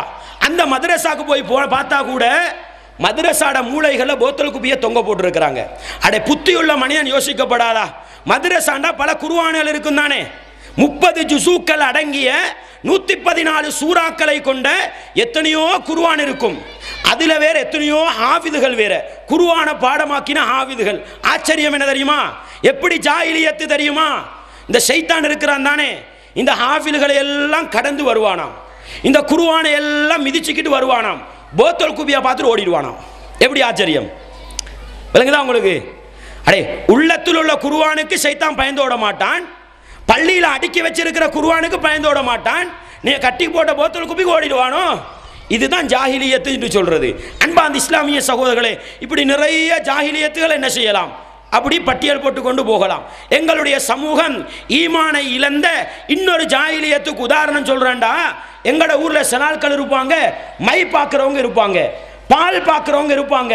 உங்களோட ஊரில் நீங்கள் என்ன சொல்லுவீங்களோ தெரியாது. உதாரணத்துக்கு சொல்கிறேன், மை பார்க்குறவங்க, சாஸ்திரம் பார்க்குறவங்க, குறி சொல்கிறவங்க இருப்பாங்க. இவர்களுடைய எதிர்காலத்தை பார்த்தா மிச்சம் ஏழைகளாக தான் இருப்பாங்க. இவர்களுக்கு பொருளாதாரம் இருக்காது. இவர்களோட பேக்ரவுண்டை பார்த்தா மிச்சம் கஷ்டமாக இருக்கும். இவர் யாருக்கு புத்திமதி சொல்வார் தெரியுமா? ஊரில் உள்ள ஆட்களுக்கெல்லாம் ஓண்ட எதிர்காலம் அப்படி இருக்கும், ஓண்ட எதிர்காலம் இப்படி இருக்கும், உனக்கு இத்தனை பொல்ல பிறக்கும். அடுத்தவனுக்கு சாஸ்திரம் சொல்லுவார். இவர் நிலைமையை பார்த்தா பிச்சைக்கார தனமாக இருக்கும். அடுத்தவன் கொடுக்குற 100 ரூபாவுக்காக 500 ரூபாவுக்காக சாஸ்திரம் சொல்லுவார். இதையும் நம்பிக்கொண்டு போய் சமூகம் என்ன செய்ய தெரியுமா? ஏண்ட எதிர்காலத்தை பற்றி சொல்லுங்களேன், கணவன் மனைவிட எதிர்காலத்தை பற்றி சொல்லுங்களேன் என்று குறி பார்க்கக்கூடியவர்களாக, சாஸ்திரம் பார்க்கக்கூடியவர்களாக, மை பார்க்கக்கூடியவர்களாக இருக்கிறார்கள். இப்படி ஜாஹிலியத்தில் ஊறிப்போன ஒரு சமூகமாக சமகாலத்தில் இருக்கின்ற பெரும்பான்மை முஸ்லிம் சமூகம் இருக்கிறது. எனவே அன்பார்ந்த இஸ்லாமிய சகோதரர்களே, இப்படி ஈமானை பறிக்கக்கூடிய ஜாஹிலியத்தான அம்சங்களை பட்டியல் போட்டுக்கொண்டே போகலாம். எனவே முதலாவது நாங்கள் விளங்க வேண்டியது, அல்லாஹ்வுடைய வேதம் அல் குர்ஆன் இருக்கிறது, நபிகளாருடைய வாழ்க்கை வழிமுறை அஸ்-சுன்னா இருக்கிறது. நாங்கள் ஒன்றை செய்வதாக இருந்தால் அந்த குர்ஆனிலும் அந்த ஹதீஸிலும் பார்த்து செய்ய முடியும் என்ற அனுமதி இருந்தால் செய்ய வேண்டும், இல்லையா அதை செய்யக்கூடாது. இதுதான் ஜாஹிலியத்தை விட்டு விடுபடுவதற்கான அடிப்படை காரணம் என்பதை நானும் நீங்களும் புரிந்து கொள்ள வேண்டும். அன்பார்ந்த இஸ்லாமிய சகோதரர்களே, இன்னொரு ஜாஹிலியத் இருந்தது. யார்கிட்ட இது? நபிகளார் ஸல்லல்லாஹு அலைஹி வஸல்லம் அவர்கள் எந்த சமூகத்தில் பிரச்சாரம் செய்தார்களோ அந்த ஜாஹிலியத் சமூகத்திடத்தில் இருந்த இன்னொரு மிக முக்கியமான பண்பு என்ன தெரியுமா? அல்லாஹ் அல் குர்ஆனிலே சொல்லி காட்டுகிறான், வைதா கீல லஹும், நபிகளார் பிரச்சாரம் செய்த அந்த சமூக மக்களிடத்திலே, அந்த ஜாஹிலிய மக்களிடத்திலே போய் தஆலவ் இலாமா அன்ஸலல்லாஹு வைலர் ரசூல், அல்லாஹ் இறக்கி வைத்த வேதத்தின் பக்கமும் அல்லாஹ்வுடைய தூதரின் பக்கமும் எல்லோரும் திரும்பி வாருங்கள் என்று அழைத்தால் அந்த சமூகம் சொல்ற பதில் என்ன தெரியுமா? காலு ஹஸ்புனா, எங்களுக்கு போதும், மா வஜதுனா அலைஹி ஆபானா, எங்கட மூதாதையர்கள் எங்களுடைய பெற்றோர்கள் எதை செய்து கொண்டிருந்தார்களோ அது எங்களுக்கு போதும், எங்களுக்கு அல்லாஹ்வும் தேவை, அல்லாஹ்வுடைய தூதரும் தேவை என்று சொல்லிட்டு போவாங்களாம். இது யாருக்கிட்ட இருந்த ஜாஹிலியத்? இது நபிகளார் ஸல்லல்லாஹு அலைஹி வஸல்லம் அவர்கள் எந்த சமூகத்தில் பிரச்சாரம் செய்தார்களோ அந்த ஜாஹிலிய சமூகத்திடத்தில் சென்று அல்லாஹ்வுடைய பக்கம் வாங்கப்பா, நபிகளார் பக்கம் வாங்கப்பான்னு குர்ஆன் ஹதீஸின் பக்கம் அழைத்தால் அந்த சமூகம் சொன்ன பதில் என்ன தெரியுமா? எங்களோட உம்மா அப்பா எதை செஞ்சுக்கிட்டு இருந்தாங்களோ அது எங்களுக்கு போதும். மூதாதையர்களை ஆதாரம் காட்டினார்கள். அன்பார்ந்த இஸ்லாமிய சகோதரர்களே, அந்த சமூகம் ஜாஹிலிய சமூகமாக மாறுவதற்கு அடிப்படை காரணமாக இருந்தது இந்த மூதாதையர்களை ஆதாரம் காட்டியதுதான். அதே போன்று உங்களுக்கு பார்க்கலாம், சூரத்துல் மாயிதாவுடைய 104வது வசனம், லுக்மான் சூரா லுக்மானுடைய 21வது வசனத்தை பாருங்கள். வைதா கீல லஹுமுத் தபிஉ மா அன்ஸலல்லாஹ், அந்த சமூகத்தை பார்த்து அல்லாஹ் இறக்கிய வேதத்தை அல் குர்ஆனை பின்பற்றுங்கள் என்று சொல்லப்பட்டால் என்ன சொல்வார்கள் தெரியுமா? காலு பல் நத்தபிஉ மா வஜதுனா அலைஹி ஆபானா, எங்கட மூதாதையர்கள் எங்கட அப்பமாறு ஆட்சிமாறு எதை செய்து கொண்டிருந்தார்களோ அதைத்தான் நாங்கள் செய்வோம். அப்படி போனாங்களாம் அந்த சமூகம். இது யாருக்குள்ள பண்பு? இது நபிகளாருடைய காலத்தில் இருந்த ஜாஹிலிய சமூகத்துக்குள்ள பண்புதான். அப்பமாறு ஆட்சிமாறு ஆதாரம் காட்டி காட்டி அவங்க செய்ததையெல்லாம் செய்வோம் என்பது. இன்றைக்கு இருக்கிற முஸ்லீம்கள்ட்ட ஜாஹிலியத் என்ன தெரியுமா? குர்ஆனை கையில் வச்சுக்கிட்டு புகாரி, முஸ்லிம், அபூதாவுது, திருமிதி, இன்ன பிற ஹதீஸ் கிதாபுகளை கையில் வச்சுக்கிட்டு என்ன சொல்லுவாங்க தெரியுமா? என்னப்பா நபிகளார் கத்தம் கொடுக்கலையே, நீங்கள் மௌத்தானவங்களை ஞாபகப்படுத்தி கத்தம் கொடுக்குறீங்களே என்று சொன்னால் அந்த சமூகம் சொல்கிற பதில் என்ன தெரியுமா? அன்றைக்கு இருந்த ஜாஹிலிய சமூகம் எந்த மூதாதையர்களை ஆதாரம் காட்டியதோ அதே மூதாதையர்களை இன்றைக்கு காட்டி, அப்போ உங்களோட அப்பா எல்லாம் செஞ்சது பிழையோ, உங்களோட உம்மா அப்பா எல்லாம் நரகவாதியோ அப்படி கேட்பாங்க. பார்த்துருக்கிறீங்களா நீங்கள்? அன்பார்ந்த இஸ்லாமிய சகோதரர்களே, என்னப்பா மீலாது கொண்டாடுறீங்க, பேட்டே, என்னப்பா மௌலிது படிக்கிறீங்க, கந்தூரி கொடுக்குறீங்கன்னு சொன்னால் உடனே எடுத்து போடுறது தெரியுமா? அப்போ எங்களோட அப்பா ஆட்சிமார் செஞ்சதெல்லாம் பிழையா? எங்களோட அப்பா ஆட்சிமார் செஞ்சதை நாங்கள் விட போகிறது இல்லை. இது யார் சொன்ன பதில்? இது யார் சொன்ன பதில்? இது ஜாஹிலிய சமூகம் சொன்ன பதில். வளர்ந்து வரும் ஜாஹிலியத்திலும் இடம் பிடித்திருக்கிறது. அன்பார்ந்த இஸ்லாமிய சகோதரர்களே, வித்தியாசம் என்ன? அவர்களுக்கு குர்ஆன் இருக்கல்ல, ஹதீஸ் இருக்கல்ல, நபிகளார் தான் வந்து போதித்தார்கள். எங்கட கையில குர்ஆன் இருக்குது, ஹதீஸ் உயிரோட்டமாக இருக்கிறது. வெச்சுக்கொண்டு நம்ம என்ன தெரியுமா சொல்றோம்? இந்த பாருங்கப்பா, உங்களோட குர்ஆன் உங்களோட ஹதீஸ் உங்களோட, நாங்க இவ்வளவு காலமும் செஞ்சதைத்தான் செய்வோம். விளங்குதா? அன்பார்ந்த இஸ்லாமிய சகோதரர்களே, உதாரணத்துக்கு கொண்டு சொல்றேன். எந்த அளவுக்கு ஜாஹிலியத்து முத்து போயிருக்குதுன்றதுக்கு ஒரு உதாரணத்தை சொல்றேன். உங்களுக்கு தெரியும், இலங்கையில கண்டி என்ற பிரதேசத்தில் மடவெல் என்ற ஒரு கிராமம் இருக்குது. ஒரு 2 மாதங்களுக்கு முன்னால அங்க ஒரு மையத்து விழுது. மையத்து விழுந்தா மையத்துல சொந்தக்காரர்கள் என்ன முடிவெடுக்கிறாங்க? குர்ஆன் சுன்னாவின் அடிப்படையில் இந்த ஜனாசாவை அடக்கணும்னு முடிவெடுக்கிறாங்க. முடிவெடுக்கிற நேரம் அந்த பிரதேசத்தில் இருக்கிற பள்ளி நிர்வாகிகள் அந்த இடத்துக்கு வராங்க. வந்து என்ன தெரியுமா சொல்றாங்க? இந்த பாருங்க, ஊருக்கு ஒரு வளமை இருக்குது, அதெல்லாம் செஞ்சுதான் மையத்தை தூக்கணும். என்ன சொல்றாங்க? குடும்பத்தவர்களின் ஆசை குர்ஆன் சுன்னாவின் அடிப்படையில் மையத்தை அடக்க வேண்டும். பள்ளி நிர்வாகத்தின் ஆசை என்ன? பள்ளி நிர்வாகத்தின் ஆசை என்ன? ஊர் வளமைப்படித்தான் மையத்தை தூக்கணும். அப்போ ஒரு சகோதரர் போய் சொல்றாரு, நாங்க குர்ஆன் ஹதீஸின் அடிப்படையில் தானே அடக்குறோம், இதை வந்து ஏன் நீங்க அட்டாக் பண்றீங்க? அப்படி கேட்கும் பொழுது ஒரு பள்ளி நிர்வாகி சொன்ன வார்த்தை தெரியுமா? ஓண்ட ஹதீஸை தூக்கி வீசு. அல்லாஹு அக்பர். என்ன? ஓண்ட ஹதீஸை தூக்கி வீசு, எங்களுக்கு ஊர்வலமா தான் முக்கியம்.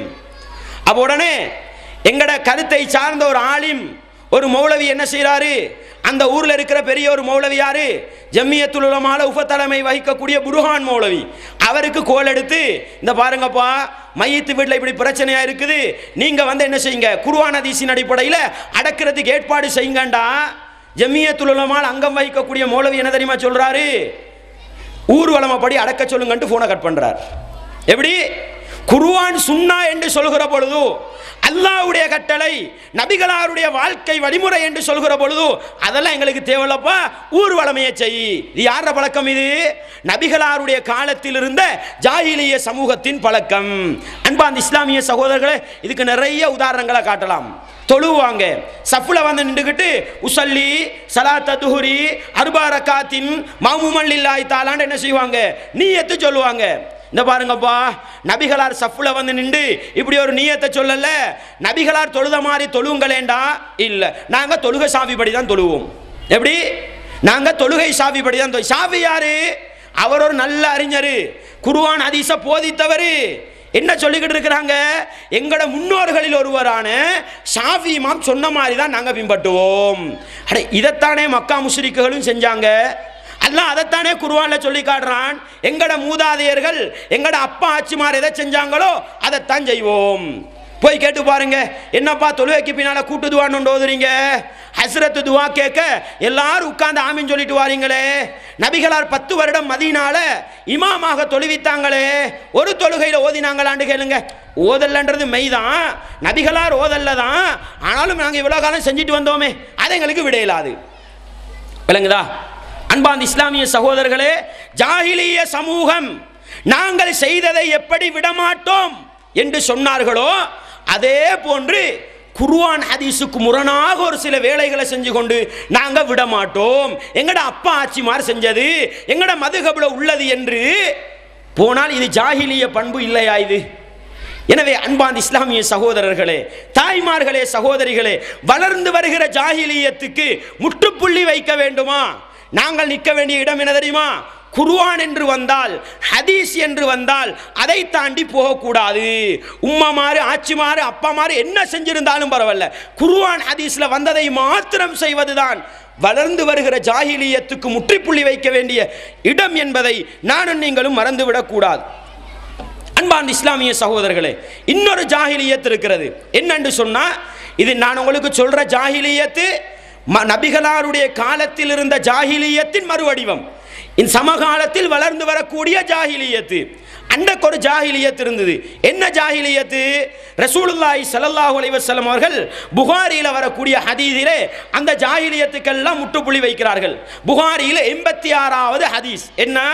நபிகளா சொல்றாங்க, லா அதுவா, இஸ்லாத்தில் தொற்று நோய் என்பது இல்லை, வலா தியரத்த, இஸ்லாத்தில் பறவையை விட்டு குறிபார்ப்பதும் இல்லை, வலா ஹாம்மத இஸ்லாத்தில் ஆண்ட என்பதும் இல்லை, வலா சஃபர இஸ்லாத்தில் சஃபர் மாதம் என்பதும் இல்லை. நபிகளார் இப்படி சொல்றாங்க. எப்படி? அன்றைய காலத்தில் இருந்த ஒரு சில ஜாஹிலியத்துக்கு முற்றுப்புள்ளி வைக்கிறார்கள். முதலாவது என்ன தெரியுமா? நபிகளார் சொல்றாங்க, இஸ்லாத்திலே தொற்று நோய் என்பது இல்லை. என்ன இல்லை? தொற்று நோய் என்பது இல்லை. அன்பார்ந்த இஸ்லாமிய சகோதரர்களே, கொஞ்சம் யோசி பாருங்க. ஒரு மனிதனுக்குள்ள நோய் காரண காரியம் இல்லாமல் சும்மா இன்னொரு மனிதனுக்கு போகுமா? ஒரு காலமும் போகாது. நபிகளார் 1400 வருடங்களுக்கு முன்னால ஜாஹிலிய சமூகத்துக்கு முன்னால என்ன சொல்லிட்டு போனாங்க? இஸ்லாத்தில் தொற்று நோய் இல்லை என்று சொல்லிவிட்டு போனார்கள். இன்றைக்கு நவீன விஞ்ஞானம் என்ன சொல்லுது தெரியுமா? நவீன வைத்தியம் என்ன சொல்லுது தெரியுமா? ஒரு நோய் இன்னொருவருக்கு சும்மா கடக்காது, தானா போகாது. ஒரு நோய் இன்னொருவருக்கு போக வேண்டுமா? ஏதாவது ஒரு காரணம் இருக்க வேண்டும். நுளம்பின் மூலமோ, கிருமிகளின் மூலமோ, வைரஸின் மூலமோ, ஏதோ ஒன்றின் மூலம்தான் மாறலாம். சும்மா என்ன செய்யாது? போகாது. நபிகளார் சொன்னதை இன்றைய வைத்திய உலகம் நியாயப்படுத்தி உண்மைப்படுத்தி கொண்டிருக்கிறது. அன்பார்ந்த இஸ்லாமிய சகோதரர்களே, சஹாபாக்கள் கேட்டாங்க, அல்லாஹுவின் தூதரே, ஒரு ஒட்டகப்பட்டியில ஒரு நோயுள்ள ஒரு ஒட்டகம் இருக்கிறது, தொழுநோயுள்ள ஒரு ஒட்டகம். அதே நோய் அடுத்த ஒட்டகங்களுக்கும் பரவி போகுதே. அப்படி கேட்கும் பொழுது நபிகளார் அறிவுபூர்வமா பதிவு சொன்னார்கள். என்ன சொன்னார்கள் தெரியுமா? முதலாவது ஒட்டகத்துக்கு எப்படி நோய் வந்தது? கேள்வியா இல்லையா? முதலாவது ஒட்டகத்துக்கு எப்படி நோய் வந்தது? படைச்சவன் அல்லாஹ் தானே கொடுத்தான். அதே போல எந்தெந்த ஒட்டகங்களுக்கு நோய் வரணும்னு அல்லாஹ் எழுதி வச்சிருக்கிறானோ அந்த ஒட்டகங்களுக்கு நோய் வரும்.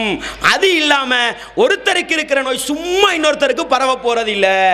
அன்பார்ந்த இஸ்லாமிய சகோதரர்களே, தாய்மார்களே, சகோதரிகளே, இது யாரு சொல்லிட்டு போனது? நபிகளார் சொல்லிட்டு போன அறிவியல் உண்மை. இந்த வளர்ந்து வார ஜாஹிலியத்தின் நிலைமை என்ன தெரியுமா? எங்கட வீட்டுல ஏண்ட மகனுக்கு கண் நோய் தெரியுமா? உங்களுக்கு அப்படியா சொல்லுவாங்க? ஒரு விதமாக கண்ணெல்லாம் சொகத்து கப கட்டி கொண்டு அப்படி ஒரு விதமான நோய் ஒன்று இருக்குது, கண் நோயின்னு சொல்லுவாங்க. அதுக்கு ஏண்ட மகனுக்கு கண் நோய். சும்மாவாலும் யோசிக்க மாட்டாங்க. எங்கட வீட்டில் 5 பேர் இருக்கிறாங்க, 5 பேரில் ஒரு பிள்ளைக்கு மட்டும்தான் இருக்குது, அடுத்த 4 பேருக்கும் இல்லையே. தொற்று நோய்னா என்ன செய்யணும்? உம்மா வாப்பா அடுத்த புள்ள எல்லாருக்கும் வந்திருக்கணும் தானே? ஒருத்தருக்கும் வராது, ஒரு பிள்ளைக்கு தான் இருக்கும். அடுத்த விட்டு தாத்தா என்ன சொல்லுவா தெரியுமா? இந்த பாரு, அந்த பிள்ளையோட விளையாடாதே, உனக்கும் கண் நோய் வரும். இப்படிதானே? அன்பார்ந்த இஸ்லாமிய சகோதரர்களே, சும்மாவாலும் யோசிக்கிறது இல்ல. அந்த பிள்ளையோடு உறங்கக்கூடிய, அந்த பிள்ளையோடு விளையாடக்கூடிய உம்மா வாப்பாக்கு வரல, அடுத்த சகோதர சகோதரிகளுக்கு வரல. உங்களோட விட்டு புள்ள வந்து விளையாடினா வந்துடுமோ? அன்பார்ந்த இஸ்லாமிய சகோதரர்களே, இவ்வளவு மோட்டுத்தனமான ஒரு கொள்கை இன்றைய சமூகத்தில் இருப்பதை நாங்கள் பார்க்க முடியும். அன்பார்ந்த இஸ்லாமிய சகோதரர்களே, சில நேரம் நீங்க பார்க்கலாம், இந்த அம்ம நோய் இருக்கு தெரியுமா உங்களுக்கு? அம்ம நோய் தெரியுமா உங்களுக்கு? சராம்புன்னு சொல்லுவாங்க. அந்த நோய் வந்தா புள்ளத்தாச்சிகள் இருக்கிறாங்க தானே, புள்ளத்தாச்சி, இவங்க பார்க்க கூடாதாம். இருக்குது என்னவாம்? அது அவர்களுக்கும் தாவலாம், அல்லது நோயாளி நோய் இன்னும் கூடலாமாம். இப்படியெல்லாம் தொற்று நோய்க்கு வரைவிலக்கணம் வச்சுக்கிட்டு இருக்க சமூகம். நபிகளார் 1400 வருடங்களுக்கு முன்னால் முற்றுப்புள்ளி வைத்தார்கள். ஒரு நோய் சுயமாக காரண காரியம் இல்லாமல் இன்னொருவருக்கு பரவ போவதில்லை. எப்ப தெரியுமா பரவும்? இன்றைக்கு இருக்குது டெங்கு எடுத்துக்கோங்களேன். டெங்கு, ஒருத்தருக்கு டெங்கு காய்ச்சல் சும்மா பரவுமா? சும்மா பரவ போறதில்லை. அவரை கடிச்ச நுளம்பு என்னை கடித்தால், அவரை கழிச்ச டெங்கு நுளம்பு என்னை கடித்தால் எனக்கும் டெங்கு நோய் வரும். என்ன தெரியுமா காரணம்? அவர்கிட்ட இருக்கிற நோய் கிருமிய இந்த எறும்பு அப்படி கொண்டு ஏண்ட மேல வச்சுட்டு போகுது. சிலருக்கு காச நோய் இருக்கும். காச நோய்னா எப்ப பார்த்தாலும் இருமிக்கிட்டு இருப்பாங்களே, குக்கல் நோய்னு சொல்லுவாங்களே, அவர்களுக்கு வைத்தியசாலையில சொல்லுவாங்க, நீங்க பொது இடங்கள்ல இருமாதீங்க, பொது இடங்கள்ல தும்மாதீங்க, தும்மலை சும்மா விடாதீங்கன்னு சொல்லுவாங்க. காரணம் என்ன தெரியுமா? அந்த குக்கல் நோய் உள்ளவர்கள் தும்மல் விட்டால் அந்த தும்மலின் ஊடாக கிருமிகள் பரவும். அதை யாரெல்லாம் நுகருவாங்களோ அவர்களுக்கும் அந்த நோய் வரும். இன்றைக்கு வைத்தியம் சொல்லுது சும்மா ஒரு நோய் பரவ போறதில்லை, காரணம் இருக்கணும். ஆனால் இன்றைக்கும் முஸ்லிம் சமூகத்துக்கிட்ட இருக்குது மூட நம்பிக்கை. அம்மா போன்ற நோய்கள், சராம்பு போன்ற நோய்கள், கண் நோய்கள் பார்த்தாலே பரவிடுமாம், விளையாடினாலே பரவிடுமாம். இப்படி இஸ்லாம் எந்த மூட நம்பிக்கைக்கு முற்றுப்புள்ளி வைத்ததோ அந்த நம்பிக்கையில் இன்றைக்கு இருப்பதை நானும் நீங்களும் பார்க்க முடிகிறது. அதே போன்று பார்க்கலாம், நபிகளார் சொன்னாங்க வலா ஹாமத்த, அன்றைக்கு இருந்த ஒரு ஜாஹிலியத்து. உங்களோட ஊர்ல அந்த வளமை இருக்கலாம். ஆந்த தெரியுமா உங்களுக்கு? பக்கமூனாண்டு சொல்லுவாங்க. ஆந்த இரவையில் ஆந்த கத்தினா காலையில் மையத்து விழுமாம். தெரியுமா உங்களுக்கு? அர்த்தம் என்ன தெரியுமா?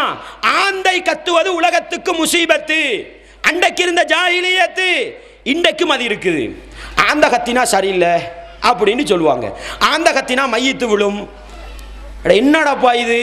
நபிகளார் பேரை சொல்லிட்டு போனாங்க வலா ஹாமத்த. இஸ்லாத்துல ஹாமத் என்ற கொள்கை இல்லை. இன்றைக்கும் இருக்கிறாங்க. அதை விட அற்புதமான கொள்கையெல்லாம் வச்சிருக்கிறாங்க. காக்கா கத்தினா என்ன நடக்குமாம்? வீட்டு வாசல்ல காக்கா வந்து கத்தினா வீட்டுக்கு விருந்தாளி வருவாங்களாம். அல்லாஹு அக்பர். இதெல்லாம் மூட நம்பிக்கைப்பா. உங்களோட வீட்டுக்கு வர விருந்தாளி அப்படி காக்காவுக்கு விளங்கிச்சு? நான் கேட்கிறேன் அன்பார்ந்த இஸ்லாமிய சகோதரர்களே, உங்களுக்கு தெரியும் இந்த ரொட்டி சுடுற தட்டு இருக்கு தானே, அதுக்கு என்ன சொல்றது? ரொட்டி தகடா. அந்த தகடை அடுப்புல வச்சு ரொட்டி சுட்டுக்கிட்டு இருப்பாங்க. திடீர்னு சட்டி சிரிக்கும். பார்த்துருக்கிறீங்களா? உடனே எங்களை ஆட்சி மாமார் சொல்லுவாங்க எங்கட வீட்டுக்கு விருந்தாளி வர போகுது. ஏன் சட்டி சிரிக்குதாம். அல்லாஹு அக்பர். மூட நம்பிக்கை. என்ன சட்டிக்கு அறிவு இருக்குது? அடே சட்டியில நீங்க சட்டியை வச்சு பத்த வைக்க அதில் என்ன தெரியுமா நடக்கும்? அப்படியே அந்த நெருப்பு பட்டு பட்டு பட்டு சாம்பல் எல்லாம் அதுல பூத்து நிற்கும். சில நேரம் நெருப்பு அதில் படங்கள் அப்படியே ஒரு கோடு வந்து பத்திட்டு போயிடும். இதுக்கு விளக்கம் அது சிரிக்குது, அது சிரிச்சா விருந்தாளி வருவாங்கன்னு அற்புதமான விளக்கம் கொடுத்து வச்சிருக்கு எங்களோட சமூகம். அன்பார்ந்த இஸ்லாமிய சகோதரர்களே, ரெண்டு பேர் பேசிக்கிட்டு இருக்கிறாங்க. இன்றைக்கும் இருக்குது இந்த கொள்கைகள். அதுல விசேஷமா பெண்கள்கிட்ட இருக்குது, அப்பமார ஆட்சிமார்கிட்ட இருக்குது. என்ன? ரெண்டு பேர் பேசிக்கிட்டு இருப்பாங்க. ரெண்டு தாத்தாமாருக்கு சரியான வாய்த்தக்கம். நீ சொல்றது சரியா, நான் சொல்றது சரியா? நான் சொல்லும் பொழுது பக்குன்னு பள்ளி என்ன செய்யும்? கிச்சு கிச்சின்னு கத்தும்.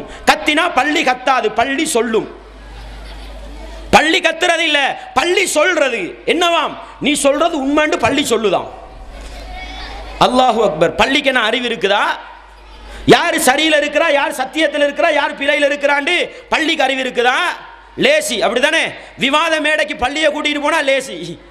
யார் விவாதத்தில் வெத்தி பள்ளியை சொல்ல சொன்னா சரி. அல்லாஹு அக்பர். இந்த அளவு மடத்தனமான ஜாஹிலியத்து சிந்தனையில் இன்றைய சமூகம் மூழ்கி இருப்பதை நாங்கள் பார்க்க முடியும்.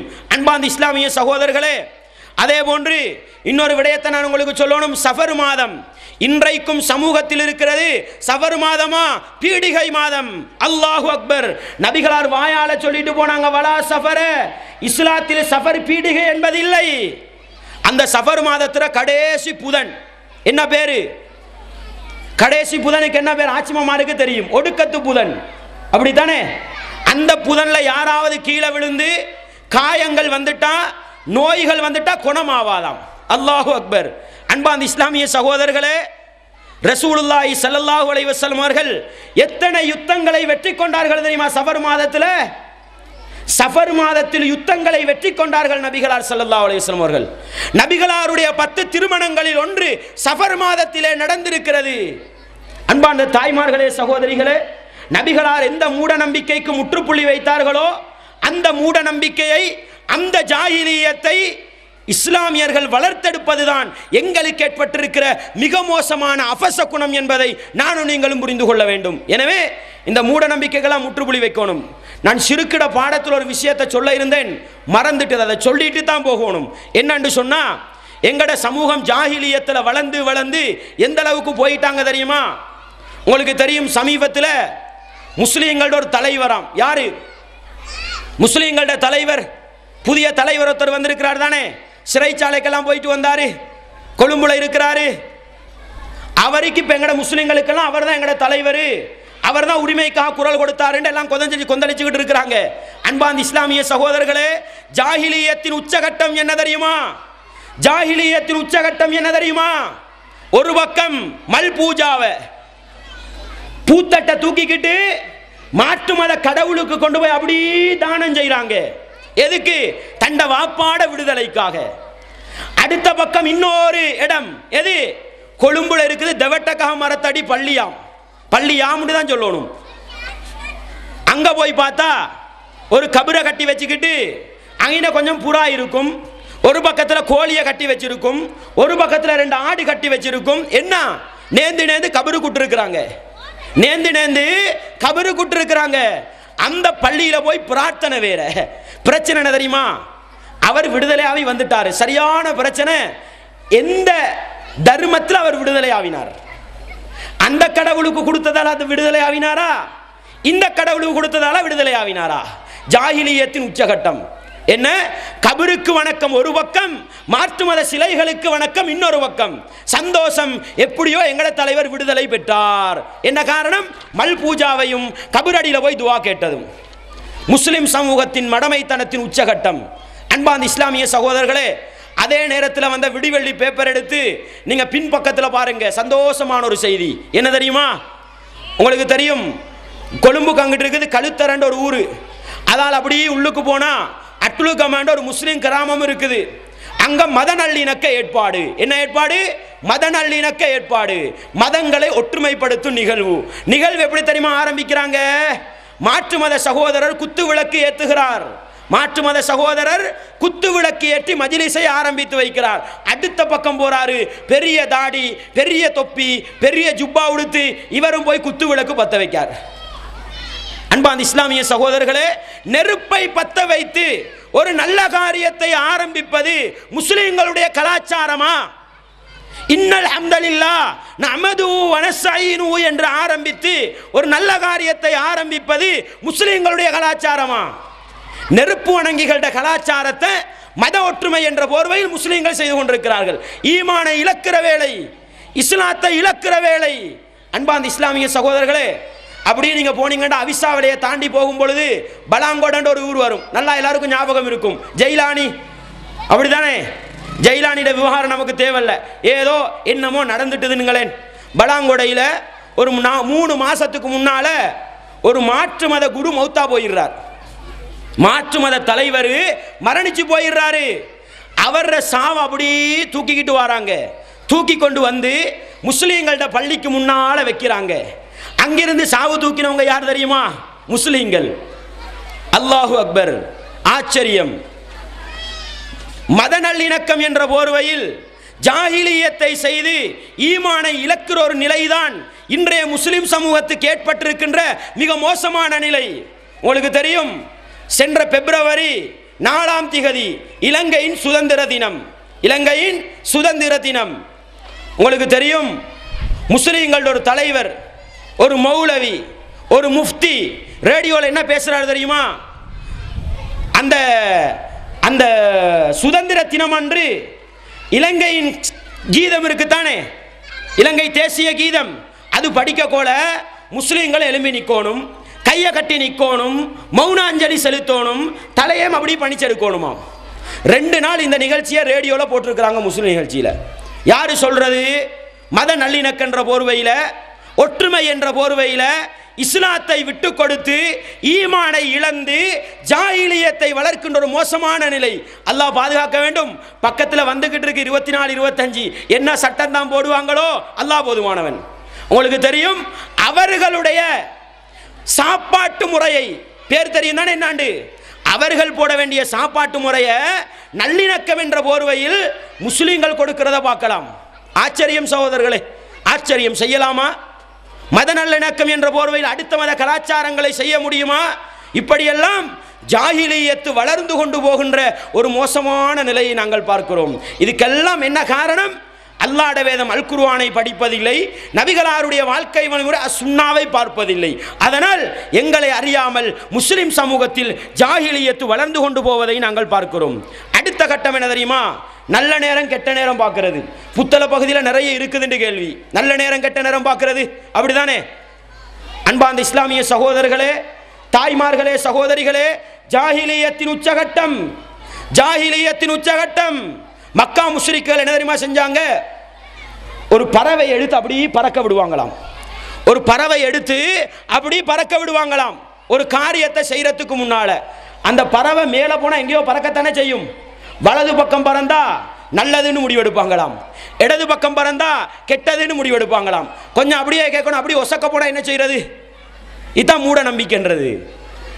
ஈட்டி இருக்குத்தானே, ஈட்டி ஈட்டி எடுத்து மேலே எறிவாங்களாம். மேலே போனால் ஒரு கட்டத்துக்கு மேலே எங்கேயாவது புலத்தான் வேணும், அது அப்படிதானே? இவங்க என்ன தெரியுமா முடிவெடுப்பாங்க? வலது பக்கம் விழுந்தா நல்லது, இடது பக்கம் விழுந்தா கெட்டது. அன்பார்ந்த இஸ்லாமிய சகோதரர்களே, இதே போன்ற ஒரு நிலைதான் நல்ல நேரம் கெட்ட நேரம் பார்ப்பது என்று சொல்லிக்கொண்டு, பால் பார்க்கிறோம் என்று சொல்லிக்கொண்டு, நொம்பர் போட்டு பார்க்கிறோம் என்று சொல்லிக்கொண்டு, மணமகன் மணமகள் ஏண்ட மகனுக்கும் இன்னொருத்தர மகளுக்கும் கல்யாணம். எப்ப கல்யாணத்தை வச்சு கொள்றது? நல்ல நேரம் பார்த்து தான் வைக்கணும். உடனே மணமகண்ட பேரையும் மணமகளோட பேரையும் கொண்டு போய் எங்கட சமூகத்தில் இருக்கிற லப்பமாறு இருக்கிறாங்க தானே, பால் பார்க்கிறவங்க, அவங்கள்ட்ட கொடுத்தா அவர் அப்படியே எழுதி போடுவாரான் நொம்பர். என்ன நொம்பர்னு தெரியுமா உங்களுக்கு? பிஸ்மில்லாஹிர் ரஹ்மானிர் ரஹீமுக்கு 786. பிஸ்மில்லாஹிர் ரஹ்மானிர் ரஹீமுக்கு 786. அது மாதிரி ஒவ்வொரு பேருக்கும் அரபுல ஒவ்வொரு எழுத்தை போட்டு கூட்டுவாங்க. கூட்டி அது அப்படியே அவங்கள்ட்ட ஒரு முறை இருக்குது, அப்படியே ஒவ்வொரு பாக்ஸில் வச்சு வச்சு வச்சு வச்சு பார்ப்பாங்களாம். ஒரு பாக்ஸில் வச்சா நல்லதுன்னு வந்தால் நல்லதுன்னு முடிவு எடுப்பாங்களாம், கெட்டதுன்னு வந்தால் கெட்டதுன்னு முடிவு எடுப்பாங்க. அதுக்கு வேற புக்கெல்லாம் இருக்குதான், நான் பார்த்தில்ல, அதுக்கு தனி புக்கெல்லாம் இருக்குதாம். அன்பார்ந்த இஸ்லாமிய சகோதரர்களே, நான் என்ன சொல்ல வரேன் தெரியுமா? நபிகளார் என்ன சொன்னாங்க தெரியுமா? அல்லாஹ் சொல்கிறானாம், ஒவ்வொரு பெண்மணிகளும் நல்ல நேரம் கெட்ட நேரம் பார்க்கின்ற எங்களுடைய தாய்மார்களும் சகோதரிகளும் நன்றாக விளங்கிக் கொள்ளுங்கள். நபிகளார் ஸல்லல்லாஹு அலைஹி வஸல்லம் சொன்னார்கள், அல்லாஹ் சொல்கிறானாம். ஹதீஸுல் குதுஸி என்று சொல்லுவோம் தானே, அல்லாஹ் சொல்கிறானாம். என்ன சொல்கிறானாம்? யூதீனி இப்னு ஆதம், ஆதமுடைய மகன் என்னை நோவினை செய்கிறான். யார் சொல்ற இது? அல்லாஹ் சொல்றானாம், ஆதமுடைய மகன் என்னை நோவினை செய்கிறான். எப்படி நோவினை செய்கிறான் தெரியுமா? யசுப்பு தஹ்ர, அவன் காலத்தை ஏசுகின்றான், நாட்களை ஏசுகின்றான், மாதங்களை ஏசுகின்றான். ஏசுவதன் மூலம் ஆதமுடைய மகன் என்னை நோவினை செய்கின்றான். காரணம் என்ன தெரியுமா? பியதியல் அம்ர். அல்லாஹ் சொல்றான், நான் தான் இரவு பகலை மாற்றி மாற்றி வர வைக்கிறேன், நான் தான் இரவு பகலை மாற்றி மாற்றி வர வைக்கிறேன். அப்ப காலத்தை கொண்டு வரது யாரு? அல்லாஹ். திங்கக்கிழமையை கொண்டு வரது யாரு? அல்லாஹ். செவ்வாய்க்கிழமையை கொண்டு வரது யாரு? அல்லாஹ். புதன்கிழமையை கொண்டு வரது யாரு? அல்லாஹ். 1ஆம் திகதியை கொண்டு வரது யாரு? 15ஆம் திகதியை கொண்டு வரது யாரு? 30ஆம் திகதியை கொண்டு வரது யாரு? படைச்சவன் அல்லாஹ். அப்படிதானே? இப்ப ஒரு நாளை பார்த்து இந்த நாள் கெட்ட நாள், அதுல நீ கல்யாணம் வைக்காதே, இந்த நாள் முசீபத்து பிடிச்ச நாள், இந்த நாள்ல கடை துறக்காதே, இந்த நாள் அபச குணம் படைச்ச நாள், இந்த நாள்ல வீட்டுக்கு போகாதே, இப்படின்னு சொன்னா அர்த்தம் என்ன தெரியுமா? அந்த நாளை தந்த அல்லாஹுவை நாங்கள் குறை சொல்கிறோம், அந்த நாளை தந்த அல்லாஹ்வை குறை சொல்கிறோம். அதைத்தான் நபிகளா சொன்னாங்க. அல்லாஹ் சொல்கிறானாம், நாட்களை குறை சொல்லி ஆதமுடைய மகன் என்னை ஏசுகின்றான், என்னை திட்டுகிறான் என்று அல்லாஹ் சொல்கிறானாம். அன்பார்ந்த இஸ்லாமிய சகோதரர்களே, தாய்மார்களே, சகோதரிகளே, நல்ல நேரம் கெட்ட நேரம் பார்ப்பது படைத்தவன் அல்லாஹ்வை ஏசுகிற வேலை என்றால் ஒரு முஸ்லிம் இதை செய்யலாமா? ஒரு மூமின் இதை செய்யலாமா? இப்ப முடிவெடுங்க. எங்களுடைய சமூகத்தில் எந்த அளவுக்கு ஜாஹிலியத்து வளர்ந்து வந்து கொண்டிருக்கிறது? ஒவ்வொருத்தரும் உள்ளத்துல கை வைத்து கேட்டு பாருங்கள். நாங்கள் ஜாஹிலியத்தில் இருந்தால் ஜாஹிலியத்திலிருந்து விடுபடுவதுதான் என்னையும் உங்களையும் உண்மையான முஸ்லிம்கள் என்ற பட்டியலில் கொண்டு வந்து சேர்க்க போகிறது என்பதை நானும் நீங்களும் புரிந்து கொள்ள வேண்டும். அடுத்தது, மக்கா முஷ்ரிக்குகள் இருந்த இன்னொரு ஜாஹிலியத் என்ன தெரியுமா? ஜாஹிலியத்து என்ன தெரியுமா? அது முஸ்லிம் சமூகத்தில் நல்லாவே இருக்குது. மன்னார் சமூகத்துக்கிட்ட நிறையவே இருக்கும், வடக்கு சமூகம் கிழக்கு சமூகத்துக்கிட்ட நிறையவே இருக்கும். என்ன தெரியுமா? பொம்புள புள்ள பிறக்கிறது. அப்படிதானே? பொம்புள புள்ள பிறக்கிறது. அன்பார்ந்த இஸ்லாமிய சகோதரர்களே, அன்றைய மக்கா முஷ்ரிக்குகளை பற்றி அல்லாஹ் அழகாக சொல்லி காட்டுகிறான். வைதா புஷ்ஷிரா அஹதுஹும் பில் உன்ஸா, அன்றைய ஜாஹிலிய சமூகத்திடத்தில் போய் உனக்கு ஒரு பெண் குழந்தை பிறந்திருக்கிறது என்று சொன்னால் அந்த சமூகத்தின் சேப்பாடு எப்படி தெரியுமா இருந்தது? லல்ல வஜூஹு முஸ்வத்தா, முகம் அப்படி கருத்து போயிருமாம். உங்களுக்கு ஒரு பொம்பளை புள்ள கிடைச்சிருக்குதுன்னு சொன்னா முகம் அப்படி கருத்து போயிருமாம். காரணம் என்ன?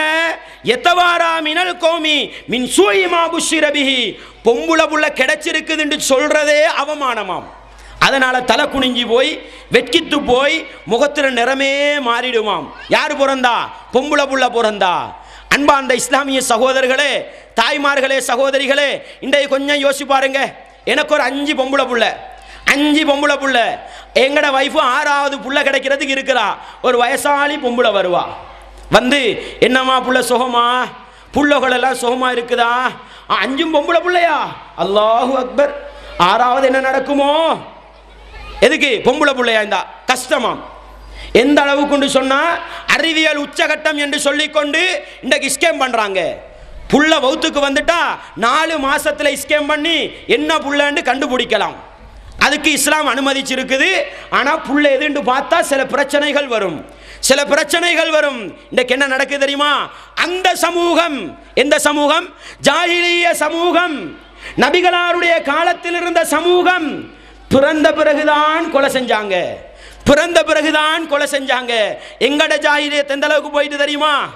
4வது மாசத்துல போய் பார்க்கறது டாக்டரு, ஆம்பளை பிள்ளையா பொம்பளை பிள்ளையா, பொம்பளை பிள்ளையா கரைச்சி போடுங்க, லேசா போச்சுது.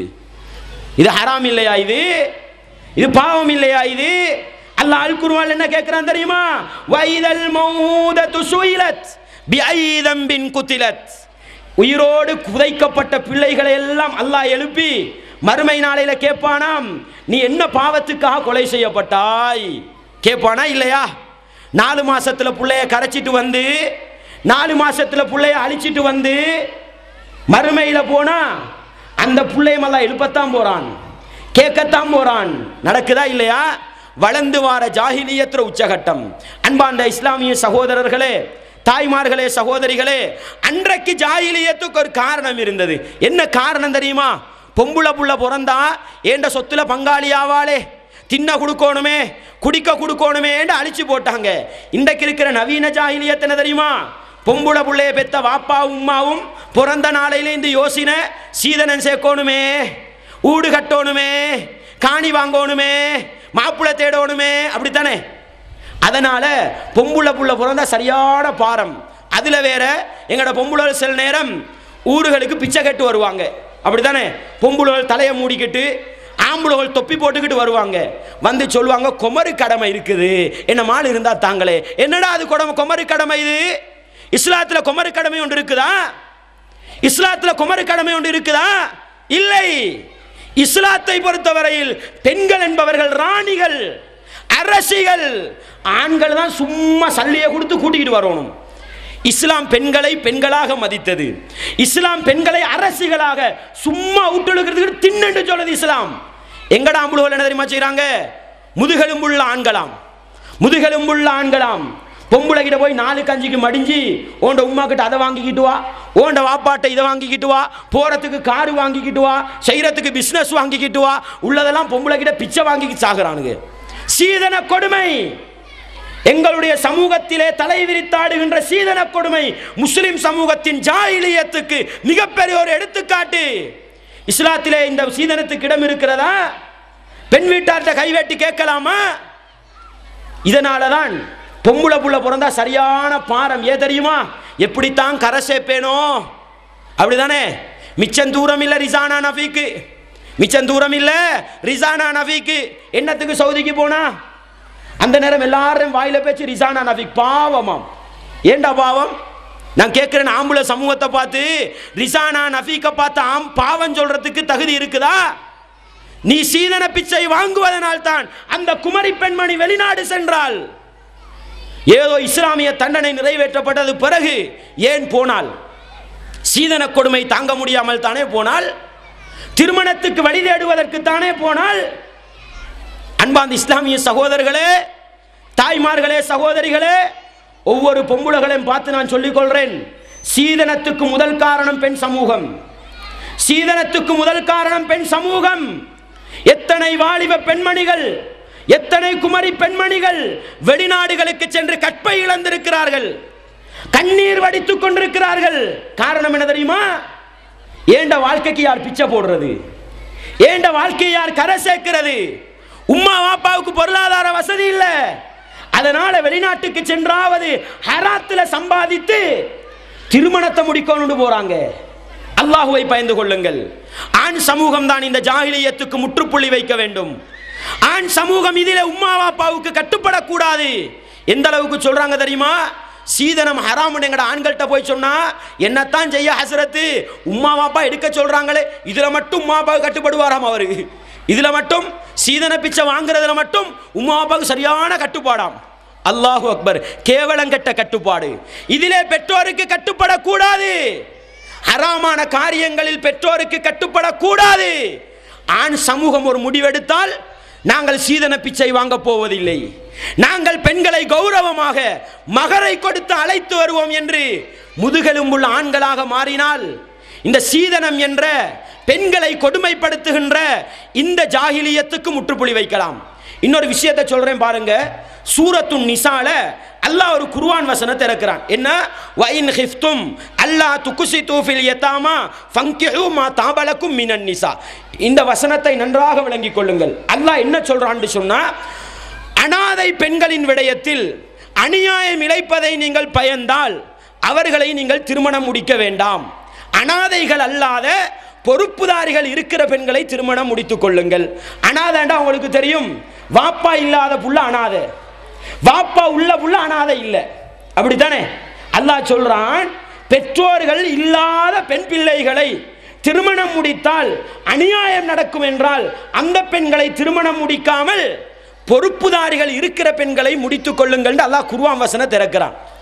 இந்த குர்ஆன் வசனத்துக்கு ஆயிஷா நாயகியிடத்தில் உர்வத் இப்னு சுபைர் என்ற நபித்தோழர் விளக்கம் கேட்கிறார். ஆயிஷா அம்மையார் அவர்களே, இந்த வசனம் ஏன் இறங்கியது நன்றாக விளங்கிக் கொள்ளுங்கள். புகாரியிலே உங்களுக்கு பார்க்க முடியும் 2362. என்ன போய் கேட்கிறாங்க? ஆயிஷா அவர்களே, அல்லாஹ் குர்ஆன்ல சொல்றானே, அனாதைகளின் விடயத்தில் அநியாயம் இழைப்பதை பயந்தால் அவர்களை விட்டுவிட்டு அனாதைகள் அல்லாத பெற்றோர்கள் உயிரோடு இருக்கிற பெண்களை திருமணம் முடியுங்கள் என்று இந்த வசனம் ஏன் இறங்கியது என்று கேட்கிறார்கள். ஆயிஷா நாயி சபபுன் நுஸூல் காரணம் சொல்கிறார்கள். என்ன சொன்னாங்க தெரியுமா? அன்றைக்கு ஜாஹிலிய சமூகத்துக்கிட்ட ஒரு பழக்கம் இருந்தது. என்ன பழக்கம்? யாராவது ஒருத்தர் மௌத்தா போயிட்டா அந்த புள்ளகளை எடுத்து வளர்ப்பாங்க. தத்தெடுத்து வளர்க்குறேன்னு சொல்லுவோமே.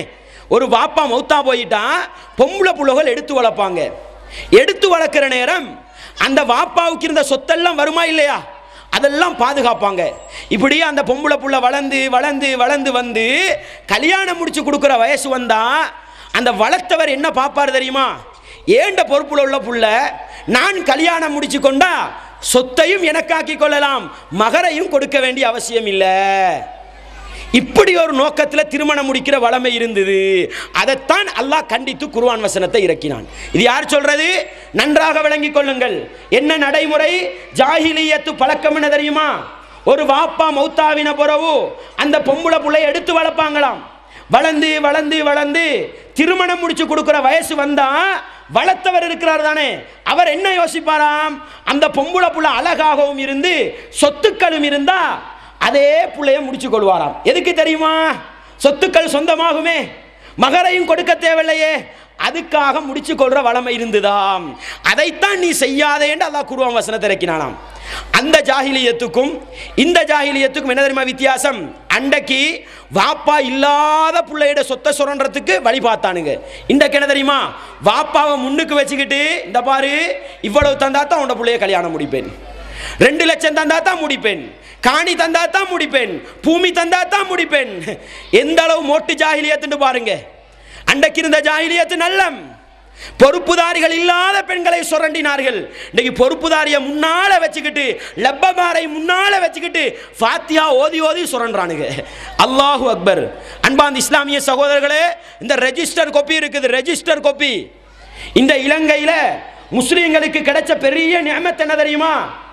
முஸ்லீம்களுக்கு தனி விவகாரத்து உரிமை இருக்கிறது, முஸ்லீம்களுக்கு தனி காலி கோட் இருக்கிறது, முஸ்லீம்களுக்கு தனி ரெஜிஸ்டர் பதிப்பு இருக்கிறது.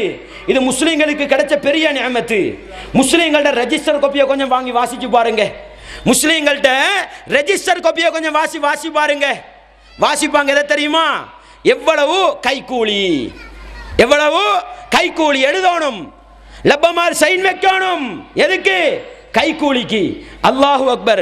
மகருக்கு பொறுமதி இல்லாம போச்சு. அப்படித்தானே ஜாஹிலியத்தின் உச்சகட்டம். வளர்ந்து வளர்ந்து வளர்ந்து சீதனத்துக்கு பொறுமதி என்ன தெரியுமா? இலட்சம் இலட்சமாக, காணி பூமியாக, சொத்து செல்வமாக. மகருக்கு என்ன பொறுமதி தெரியுமா? 101 ரூபா, 501 ரூபா, 1001 ரூபா. என்னத்துக்கு தான் இந்த 1 ரூபாவோ அல்லாஹ் அறிஞ்சவன். அப்படித்தானே பழைய உம்மமாருக்கு தெரியும் அந்த 1 ரூபாட பொறுமதி என்னாண்டு. அல்லாஹு அக்பர். கேடுகட்ட சமூகம், ஜாஹிலியத்து சமூகம். சீதன கொடுமையை இலட்சம் இலட்சமாக நிறைவேற்றுகிறது. அதுல வேற பாருங்களேன், இன்னொரு சீதன வடிவம் இருக்குது. திருமணத்தில் முதல் பேச்சுவார்த்தை எதுக்கு தெரியுமா? இந்த பாருங்க, மாப்பிள்ளை விட்டாள்கள், நாங்க ஒரு 10 சாணுக்கு ஆள் வருவோம், நீங்க சாப்பாடு போடணும். பேச்சுவார்த்தை எதுக்கு தெரியுமா? இன்னொரு வடிவத்தில் சீதனம். பெண் வீட்டுக்கு ஒப்பந்தம், சாப்பாட்டு ஒப்பந்தம். எத்தனை சாண் சாப்பாடு தருவீங்க, இதுவும் சீதனம் தான். பெண் வீட்டார்கிட்ட போய் எத்தனை சான் சாப்பாடு தருவீங்கன்னு கேட்குறீங்க தானே, இதுவும் சீதனம் தான். சில திருமணங்கள் முறிந்தது எதனால தெரியுமா?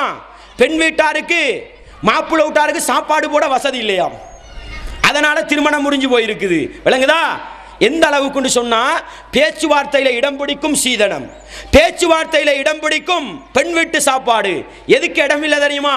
மகருக்கு பேச்சுவார்த்தை இல்லை, வலிமாக்கு பேச்சுவார்த்தை இல்லை. வலிமா பேசுறா, வலிமா கொடுத்தாலும் சரி கொடுக்காட்டியும் சரி. பெரும்பாலும் பாருங்க, உங்க ஊர்ல நடக்கிற திருமணம் பெண் வீட்டு சாப்பாடு ஹோலில் ஜாம் ஜாம் ஹோ ஹோ ஹாஹான்னு நடக்கும். 100 சான் 150 சான் 200 சான். வலிமாவை பார்த்தா 10 சான் 5 சான் வீட்டு குசினியோட வலிமா முடிஞ்சு. அல்லாஹு அக்பர்.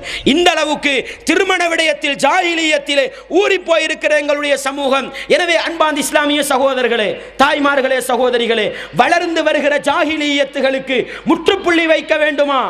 ஆண் சமூகம் முன்வர வேண்டும். நாங்கள் பெண்களை சும்மா மகர் கொடுத்து திருமணம் முடிப்போம். பெண் சமூகம் முன்வர வேண்டும். சீதனம் கேட்கின்ற முதுகெலும்பில்லாத கேடுகட்ட ஆண்களுக்கு நாங்கள் மனைவியாக போக மாட்டோம் என்று முடிவெடுங்கள்.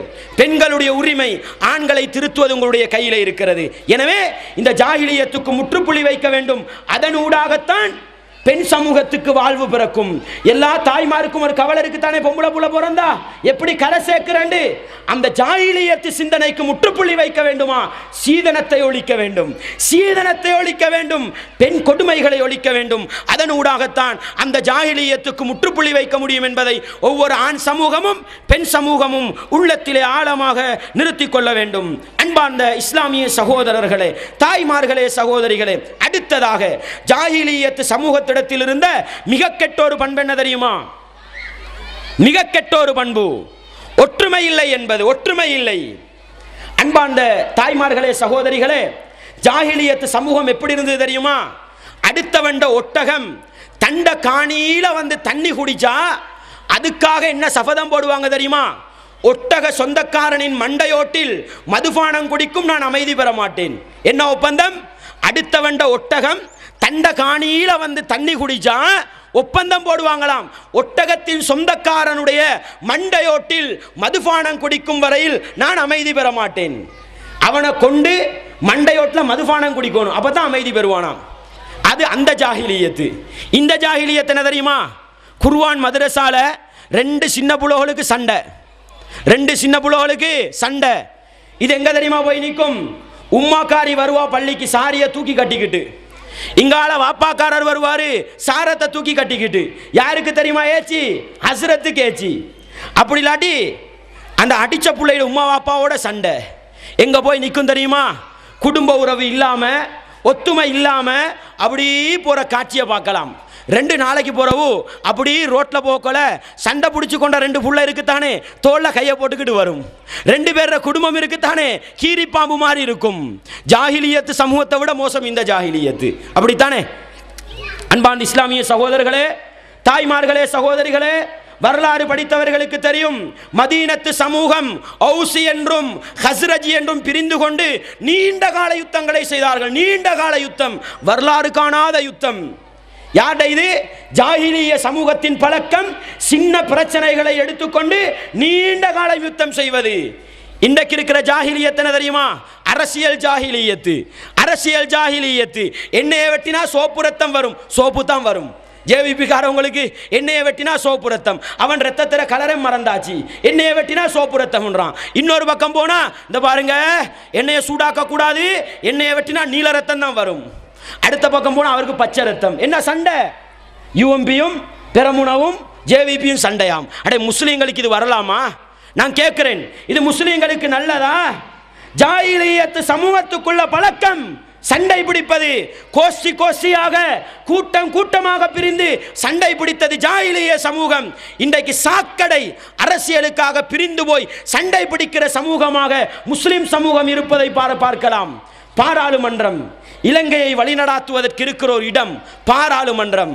அன்பார்ந்த இஸ்லாமிய சகோதரர்களே, தாய்மார்களே, சகோதரிகளே, ஆச்சரியம் என்ன தெரியுமா?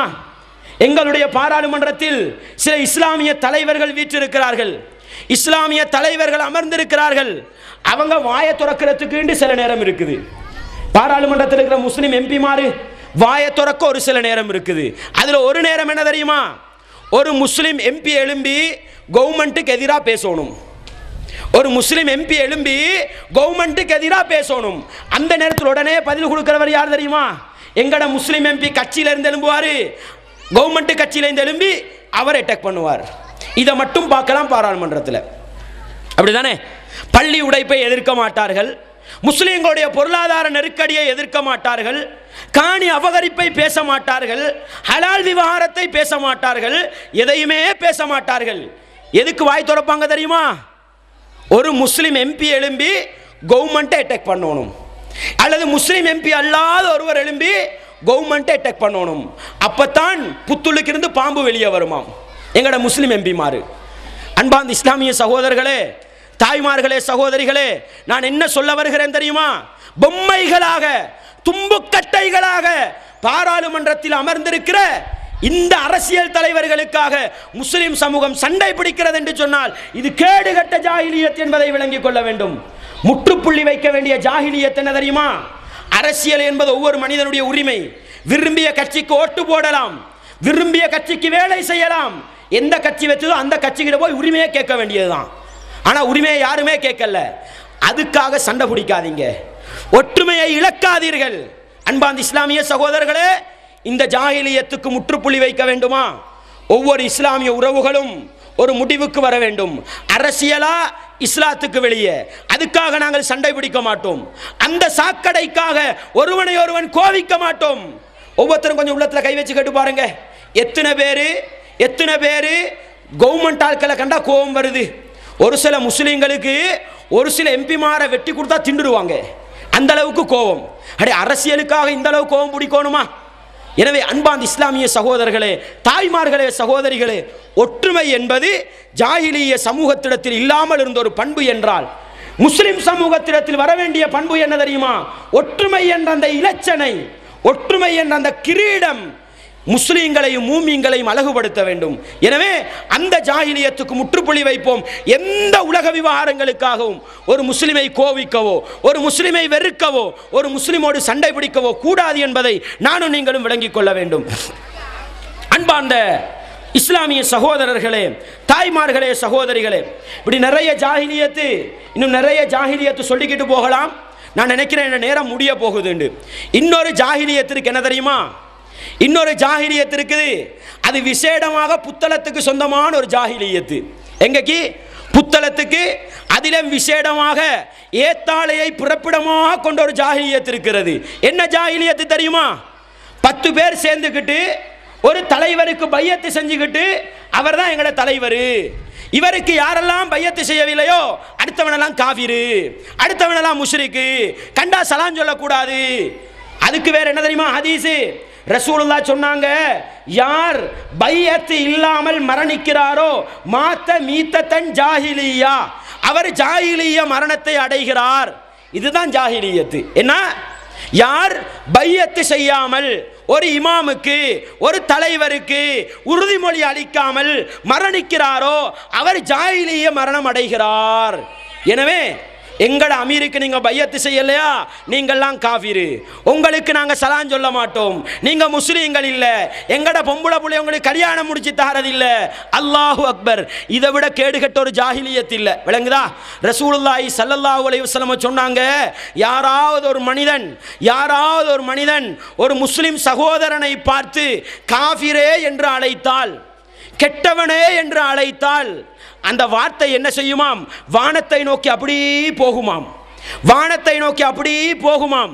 அழைக்கப்பட்டவன் அந்த வார்த்தைக்கு தகுதியானவனாக இருந்தால் அவனை சென்றடையுமாம். அப்படி இல்லாட்டி என்ன நடக்கும் தெரியுமா? யாரு காஃபீர்னு கூப்பிட்டாரோ, யாரு ஃபாசிக்னு கூப்பிட்டாரோ அவரே தலையில வந்து விழுமாம். விளங்குதா ஜாஹிலியத்துக்கு விளக்கம்? ரசூலுல்லாஹ் என்ன சொல்றாங்க? யாராவது ஒருவன் ஒரு முஸ்லிமை பார்த்து காஃபிரே என்று அழைத்தால், அந்த வார்த்தை அப்படி வானத்துக்கிட்ட போகுமாம். அழைக்கப்பட்டவர் இருக்கிறார் தானே, அவர் தகுதிண்டா அவருக்கு போகுமாம். இல்லைண்டா யார் அழைத்தாரோ அவர தலையிலே வந்து விழுமாம். இன்றைக்கு என்ன தெரியுமா நடப்பு? இன்றைக்கு என்ன தெரியுமா நடப்பு? ஏத்தாளையில் போய் பாருங்க, இவ்வளவு காலமும் யாரு காஃபீருண்டாரோ அவர்கிட்ட இருந்து ஒருத்தர் பிரிஞ்சு போய் அமீராகிக்கிட்டு தண்ட அமீரா காஃபீராக்குறார். ஹதீஸ் எப்படி நடைமுறைப்படுத்தப்படுதுன்னு பாருங்க. இந்த ஜொப்பு தண்ட வேலையை செஞ்சுக்கிட்டு போகணும், அல்லாட வேலையை நாங்கள் செய்ய போகக்கூடாது. விளங்குதா? எனவே ஒரு காலத்தில் அமீராக இருந்து கொண்டு எனக்கு பையத்து செய்யாதவன் காவீர் என்றார்கள். இன்றைக்கு என்ன தெரியுமா நடப்பு? அவருக்கு பையத்து செஞ்சிருந்த ஒரு முரீது அவரை விட்டு கலண்டு போய் நான் தான் அமீரு, அவர் வழிகேடு, அவர் காவீர்னு கொச்சிக்கிட்டு இருக்கிறார். இதைத்தான் ரசூலுல்லாஹ் சொன்னாங்க, ஒத்தனை பார்த்து காஃபீர் என்று சொல்றதுல கவனமா இருக்கணும். தகுதி இல்லையா அவன் சொன்னவன் தலையில வந்து விழுமுண்டாங்க. அடுத்தது என்ன தெரியுமா? ரசூலுல்லாஹி ஸல்லல்லாஹு அலைஹி வஸல்லம் அவர்கள் இந்த பையத்தை பற்றி ஒரு செய்தி சொன்னாங்க. இன்றைக்கு இருக்கிற பையத்து கூட்டம் எல்லாம் ஜாயிலியத்து கூட்டம் என்ன தெரியுமா சொல்லுது? உலகம் அழியும் வரையில் முஸ்லீம்களுக்கு ஒரு ஜமாத் இருக்க வேண்டும், முஸ்லீம்களுக்கு ஒரு தலைவர் இருக்க வேண்டும், பையத்து இருந்து கொண்டே இருக்க வேண்டும் என்று சொல்கிறார்கள். யாரு? இன்றைக்கு இருக்கிற ஜாஹிலியத்து பையத்து சமூகம். ஆனால் ரசூலுல்லாஹ் ஒரு பையத்தை அனுமதிச்சாங்க தானே. அந்த ரசூலுல்லாஹ் என்ன தெரியுமா சொல்லிட்டு போனாங்க? இந்த ஹதீஸை நல்லா விளங்கிக்கோங்க. இந்த ஹதீஸ்ல தான் கையாடல் பண்ணி விளையாடி மக்களை வழிகெடுத்து கொண்டிருக்கிறார்கள். என்ன ஹதீஸ்? ஹுதைபத்து பினுல் யமானி ரலியல்லாஹு அன்ஹு, ஹுதைபத்து பினுல் யமானி ரலியல்லாஹு அன்ஹு நபிகளார்ட்ட வந்தாங்க, அல்லாஹ்வின் தூதரே, நாங்கள் ஜாஹிலியத்திலும் ஷர்ரிலும் இருந்தோம். ஜாஹிலியத்துண்டா குஃப்ரு, ஷர்ருண்டா கெடுதி, அதில இருந்தோம். அல்லாஹ் எங்களுக்கு இஸ்லாத்தை காட்டி தந்தான். திருப்பியும் அந்த நலவுக்கு பின்னால் கெடுதி வருமா? ஓ வரும். அந்த கெடுதிக்கு பின்னால் நலவு வருமா என்று கேட்ட பொழுது நலவு வரும், ஆனால் நலவிலே கலங்கள் இருக்கும் என்று சொன்னார்கள்.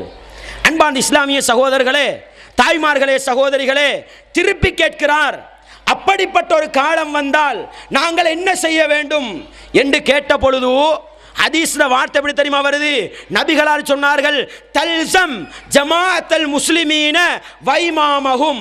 நபிகளார் சொன்னாங்க, நீ முஸ்லிம்களுடைய தலைவரையும் முஸ்லிம்களுடைய கூட்டமைப்பையும் இறுக்கி பிடித்துக்கொள். இதுதான் ரசூலுல்லாஹ் சொன்னது. நன்றாக விளங்கிக் கொள்ளுங்கள். எப்படி ரசூலுல்லாஹ் சொல்றாங்க? முஸ்லிம்களுக்கு பிரச்சனைன்னு வந்தா முஸ்லிம்கள் எங்க தெரியுமா போகணும்? முஸ்லிம்களுடைய தலைவரையும் ஜமாஅத்தையும் நோக்கி போகணுமா?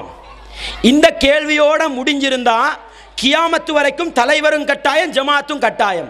அடுத்த கேள்வி என்ன தெரியுமா கேட்டாங்க? ஹுதைபத்து பினுல் யமானி ரலியல்லாஹு அன்ஹு, அல்லாஹ்வின் தூதரே, முஸ்லிம்களுக்கு என்ற ஒரு தலைவர், முஸ்லிம்களுக்கு என்ற ஒரு கூட்டமைப்பு இல்லை என்றால் நான் என்ன செய்ய வேண்டும் என்று கேட்டார்கள்.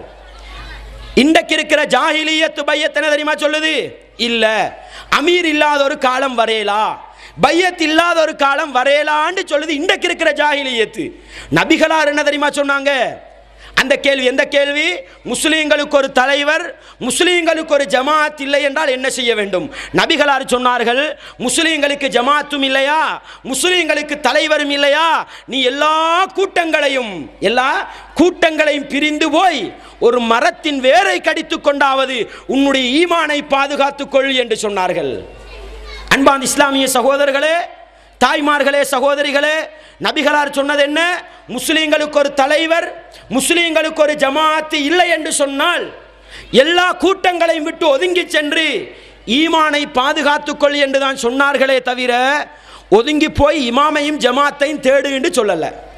ஒதுங்கி போய் இமாமையும் ஜமாத்தையும் தேடு என்று சொல்லல. நாங்கள் விரும்பின 10 பேர் சேர்ந்துக்கிட்டு ஒருத்தரை தலைவராக்கிக்கிட்டு இவர் தான் அமீரு, இவருக்கு பையத்து செய்யாட்டி செய்யாதவனெல்லாம் காஃபீர் என்று சொல்றதுக்கு ரசூலுல்லாஹ் இமாம் தேடு என்று சொல்லல, ஜமாத்து தேடு என்று சொல்லல. இமாமும் ஜமாத்தும் இல்லை என்றால் ஒதுங்கி போய் ஈமான பாதுகார் என்று சொன்னாங்க. இன்றைக்கு முஸ்லிம்களுக்கு ஜமாத் இருக்குதா? முஸ்லிம்களுக்கு இமாமத் இருக்குதா? இல்லை சகோதரர்களே. உஸ்மானிய ஹிலாபத்தின் முடிவோடு முஸ்லிம்களின் தலைமைத்துவத்துக்கு முற்றுப்புள்ளி வைக்கப்படுகிறது. முஸ்லிமிலே வருகிற ஹதீஸில் நபிகளார் சொன்னார்கள், நபிமார்களுக்கு பின்னால் இந்த நுபுவத்து என்பது ஹலீஃபாக்களின் மூலம் கடத்தப்படும் என்று சொன்னார்கள். என்னுடைய இந்த விடயம் 12 ஹலீஃபாக்கள் வரும் வரையில் தொடரும் என்று சொன்னார்கள். 12 கலீஃபாக்களோடு இஸ்லாமிய ஆட்சி முடிவடையும் என்று சொன்னார்கள் நபிகளார் ஸல்லல்லாஹு அலைஹி வஸல்லம் அவங்க. நபிகளார் சொன்னார்கள் ஆட்சி முடிவடையும் என்று. இன்றைக்கு இருக்கிற போலி தலைவர்கள், ஜாஹிலியத் தலைவர்கள் என்ன சொல்றாங்க தெரியுமா? ஆட்சி கலீஃபா முடியலா, கியாமத்து வரைக்கும் இருக்கணுமாம், கியாமத்து வரைக்கும் பையத்து செய்யணுமாம். அடே நபிகளார் ஹதீஸையே மறுத்து ஜாஹிலியத்து பேசிக் கொண்டிருக்கிற ஒரு சமூகம். எனவே புத்தளத்தில் வாழுகின்ற என்னுடைய இஸ்லாமிய உறவுகளே, ஈமானிய உறவுகளே, நவீன ஜாஹிலியத்தாக படமெடுத்திருக்கின்ற வளர்ந்து வருகின்ற மிகப்பெரிய ஒரு வழிகேடுதான் உமர் அலியுடைய பையத்து ஜமாத் என்பதை நானும் நீங்களும் உள்ளத்திலே ஆழமாக நிறுத்திக்கொண்டு இந்த ஜாஹிலியத்துக்கு முற்றுப்புள்ளி வைக்க வேண்டும். இந்த ஜாஹிலியத்தை தீர்த்து கட்ட வேண்டுமா? பையத்துண்டா என்னாண்டு கொஞ்சம் படிங்க. யாருக்கு பையத்து செய்ய வேண்டும் என்று படியுங்கள். பையத்துடைய காலம் எது, இன்றைக்கு பையத் இருக்குதா என்பதை படியுங்கள். படித்து இந்த ஜாஹிலியத்துக்கு முற்றுப்புள்ளி வைக்க நானும் நீங்களும் முயற்சி செய்ய வேண்டும். எனவே அன்பார்ந்த இஸ்லாமிய சகோதரர்களே, அல்லாஹுவின் நல்லடியார்களே, இப்படி நிறைய ஜாஹிலியத்து இன்னொரு விஷயம் சொல்லிட்டு முடிக்கலாம். கடைசியாக ஒரு ஜாஹிலியத்தை சொல்லி என்னுடைய தலைப்புக்கு நான் முற்றுப்புள்ளி வைக்கிறேன்.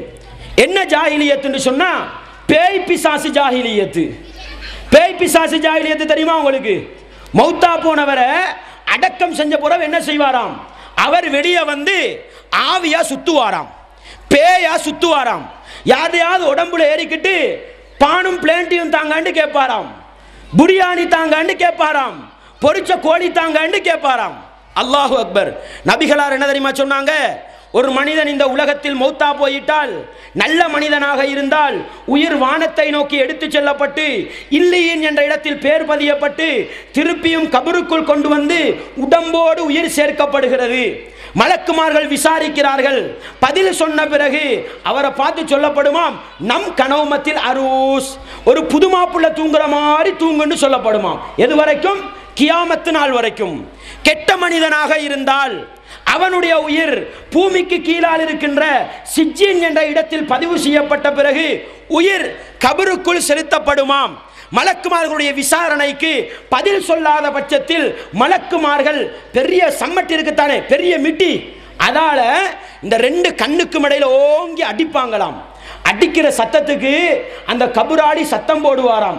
மனிதனையும் ஜின்னையும் தவிர உள்ள மற்றெல்லா படைப்பினங்களும் அந்த சத்தத்தை கேட்கிறது என்று நபிகளா சொன்னாங்க. புகாரியில் சுருக்கமாகவும் அபூதாவுத் திர்மிதி போன்ற ஹதீஸ் கிதாபுகளில் விரிவாகவும் பதிவு செய்யப்பட்டிருக்கிற ஆதாரபூர்வமான ஹதீஸ் என்ன தெரியுமா? உயிரை மலக்குமார்கள் தண்டித்துக் கொண்டிருக்கிற பொழுது அந்த உயிர் எப்படி தப்பி வந்தது யோசிச்சு பாருங்க. அல்லாஹ் சொல்கிறான், வமின் வராயிஹிம் பர்ஸகுன் இலா யௌமி யுபஅஸூன், மரணித்தவர்களுக்கு பின்னால் மறுமை நாள் வரைக்கும் அல்லாஹ் ஒரு திரையை போட்டு விட்டான். அவர்களுக்கும் உலகத்துக்கும் தொடர்பில்லை. யாருக்கு? மௌத்தா போனவர்களுக்கும் கபரில் உள்ளவர்களுக்கும் உலகத்துக்கும் எந்த தொடர்பும் இல்லை என்று அல்லாஹ் சொல்றான். முஸ்லிம்கள் என்ன தெரியுமா சொல்றாங்க? மௌத்தா போனவர் ஆவி உலகத்தில் வந்து சுத்துதாம், அவர் பேயா திரியிறாராம், சில உடம்புள்ளுக்கு போந்து கொண்டு வித்த காட்டுறாராம். இதுதான் அவர வேலை. மலக்குமார்கள்ட்ட அடியில இருந்து எப்படி தப்பி வந்தாரு யோசிக்க கூடாதா? அதே பக்கம் இன்னொரு கூட்டம் நல்லடியார்களா உலகத்துக்கு வராங்க, நல்லது செஞ்சுட்டு போறாங்களாம், கேட்கிறதெல்லாம் தந்துட்டு போறாங்களாம். அல்லாஹு அக்பர். குர்ஆனை வாசித்து பாருங்கள். அல்லாஹ் ஓரிடத்தில் அல்ல பல இடங்களில் சொல்லி காட்டுகிற ஒரு உண்மை என்ன தெரியுமா?